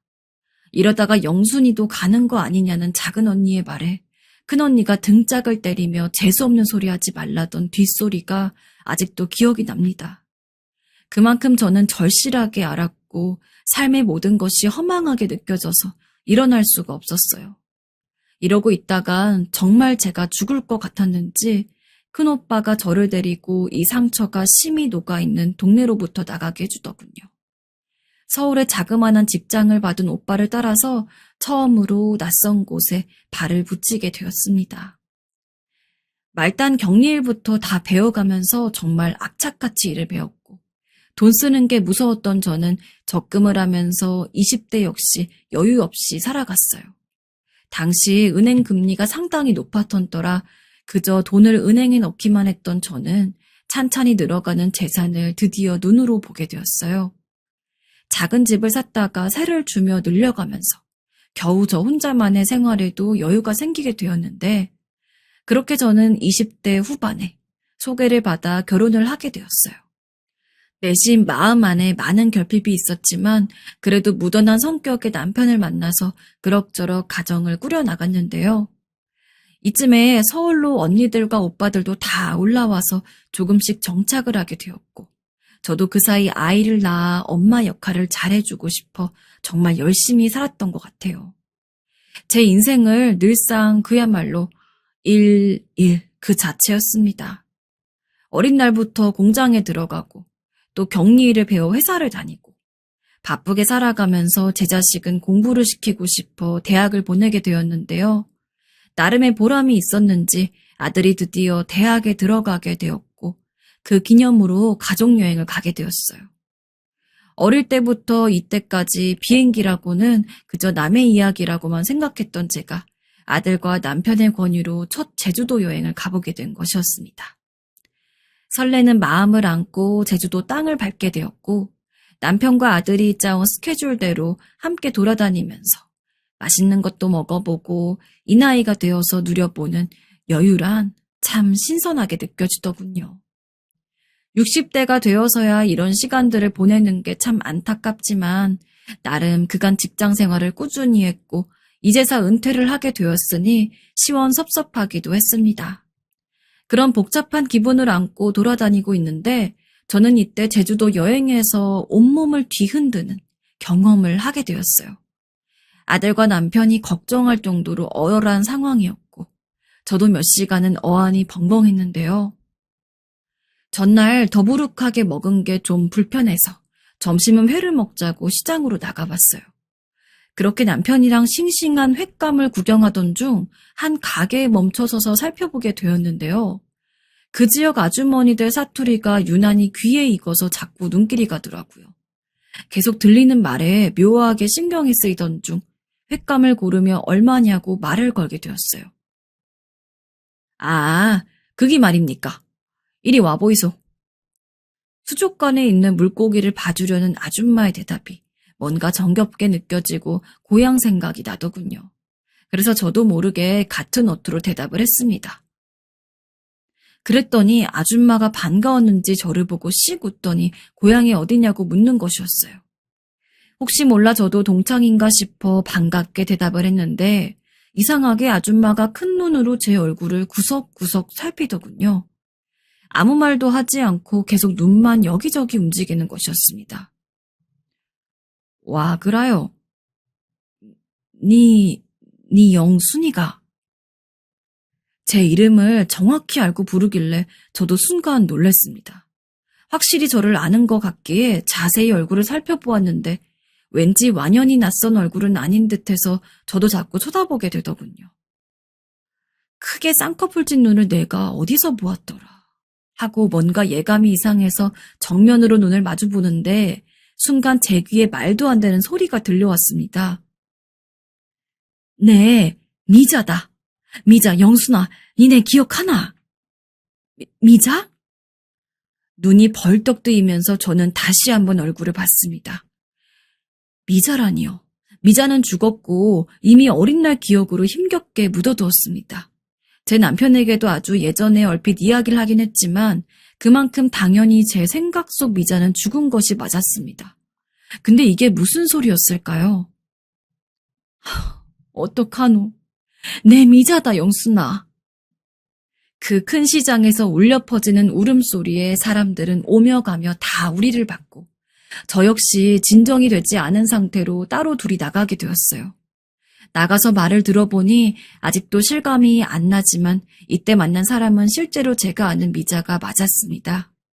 도저히 믿을 수가 없어 몇 가지 이야기를 나눠보니 구석구석 다 하나같이 맞아 떨어지더군요. 어버버하게 서 있는 저에게 미자는 몇십 년도 지난 그때의 사정을 다 털어놓았어요. 당시 자신을 육체적으로 괴롭히던 새아빠와 그걸 모르는 엄마 사이에서 고민하다가 몇 번이나 죽을 결심을 했더랍니다. 그러다가 정말 각오를 하고 새아빠에게 나가겠다고 알렸고 놔주지 않으려고 하니 경찰에 신고하겠다고 했던 것입니다. 당시 나름 유명 인사였던 미자의 새아빠는 겁이 났는지 더 소동을 벌일까봐 입을 막는 조건으로 돈을 챙겨서 내보냈더군요. 지나보면 그렇게 살아서 도망온 것 자체가 기적인 것 같다고 말하는 것이었어요. 그 이후로 몇 번이나 새아빠가 다시 자기를 찾아다녔다면서요. 들을수록 너무 괴로운 이야기였습니다. 나를 그렇게 보살피고 아껴주었던 친구에게 이런 힘든 생활들이 있었다니 가슴이 너무 아프더군요. 그 뒤로 미자는 10수년이 지나 저를 만나기 위해 고향에 잠깐 들어와 봤지만 이미 떠난 지 오래되어 버린 우리 남매들 소식을 전혀 들을 수 없다고 해요. 그렇게 저를 만나고 싶었다는 말에 같은 마음이었던지라 부둥켜 안고 한참을 울었습니다. 어떻게 이렇게 만날 수 있는 것인지 제가 할 수 있는 말은 한마디밖에 없었어요. 살아있어줘서 고맙다는 말이요. 매번 제 가슴속에 아버지 다음으로 미자는 늘 막연하게 꺼내기 힘든 그리움이었기 때문입니다. 언니들도 옛날 얘기하다가 가끔 미자 화제가 나오면 서로 조심할 정도로 저에게 상처였는데 이렇게 살아있었다니 지금도 솔직히 꿈을 꾸는 것 같아요. 저에게 너무 애틋한 미자를 만나니 제 인생을 살면서 얽히고 설키는 듯 느껴왔던 모든 것들이 조금은 차분하게 안정되어 가는 것을 느끼게 됩니다. 저는 그날 1시간가량 이야기를 나눴고 비행기 시간이 촉박해서 오래 머무르진 못했지만 이제 자주 들리기로 약속을 했어요. 그리고 실제로 요즘 아주 가끔씩 미자를 만나러 가고 있어요. 미자는 제가 오면 영수나 하면서 정감 어린 고향 사투리로 저를 맞이해주고는 합니다. 저는 미자가 차려주는 밥상 앞에 앉아 도란도란 이야기를 나누고요. 어린 날부터 매번 쫓기듯 조금의 숨도 쉴 틈 없이 살아왔고 이제 은퇴를 한 후에 내심 허무한 감이 들기도 했는데 어떻게 이 상황에서 미자를 만나게 된 걸까요? 오래도록 저를 얽매여왔던 아픔은 늘 굳게 닫힌 문이었는데 거기에 나갈 문이 있었고 이렇게 열리는 날도 있다니 아직도 신기하게 느껴집니다. 여러분도 여러분의 소중한 인연을 다시 만날 날이 오셨으면 좋겠습니다. 지금까지 이야기 들어주셔서 감사합니다.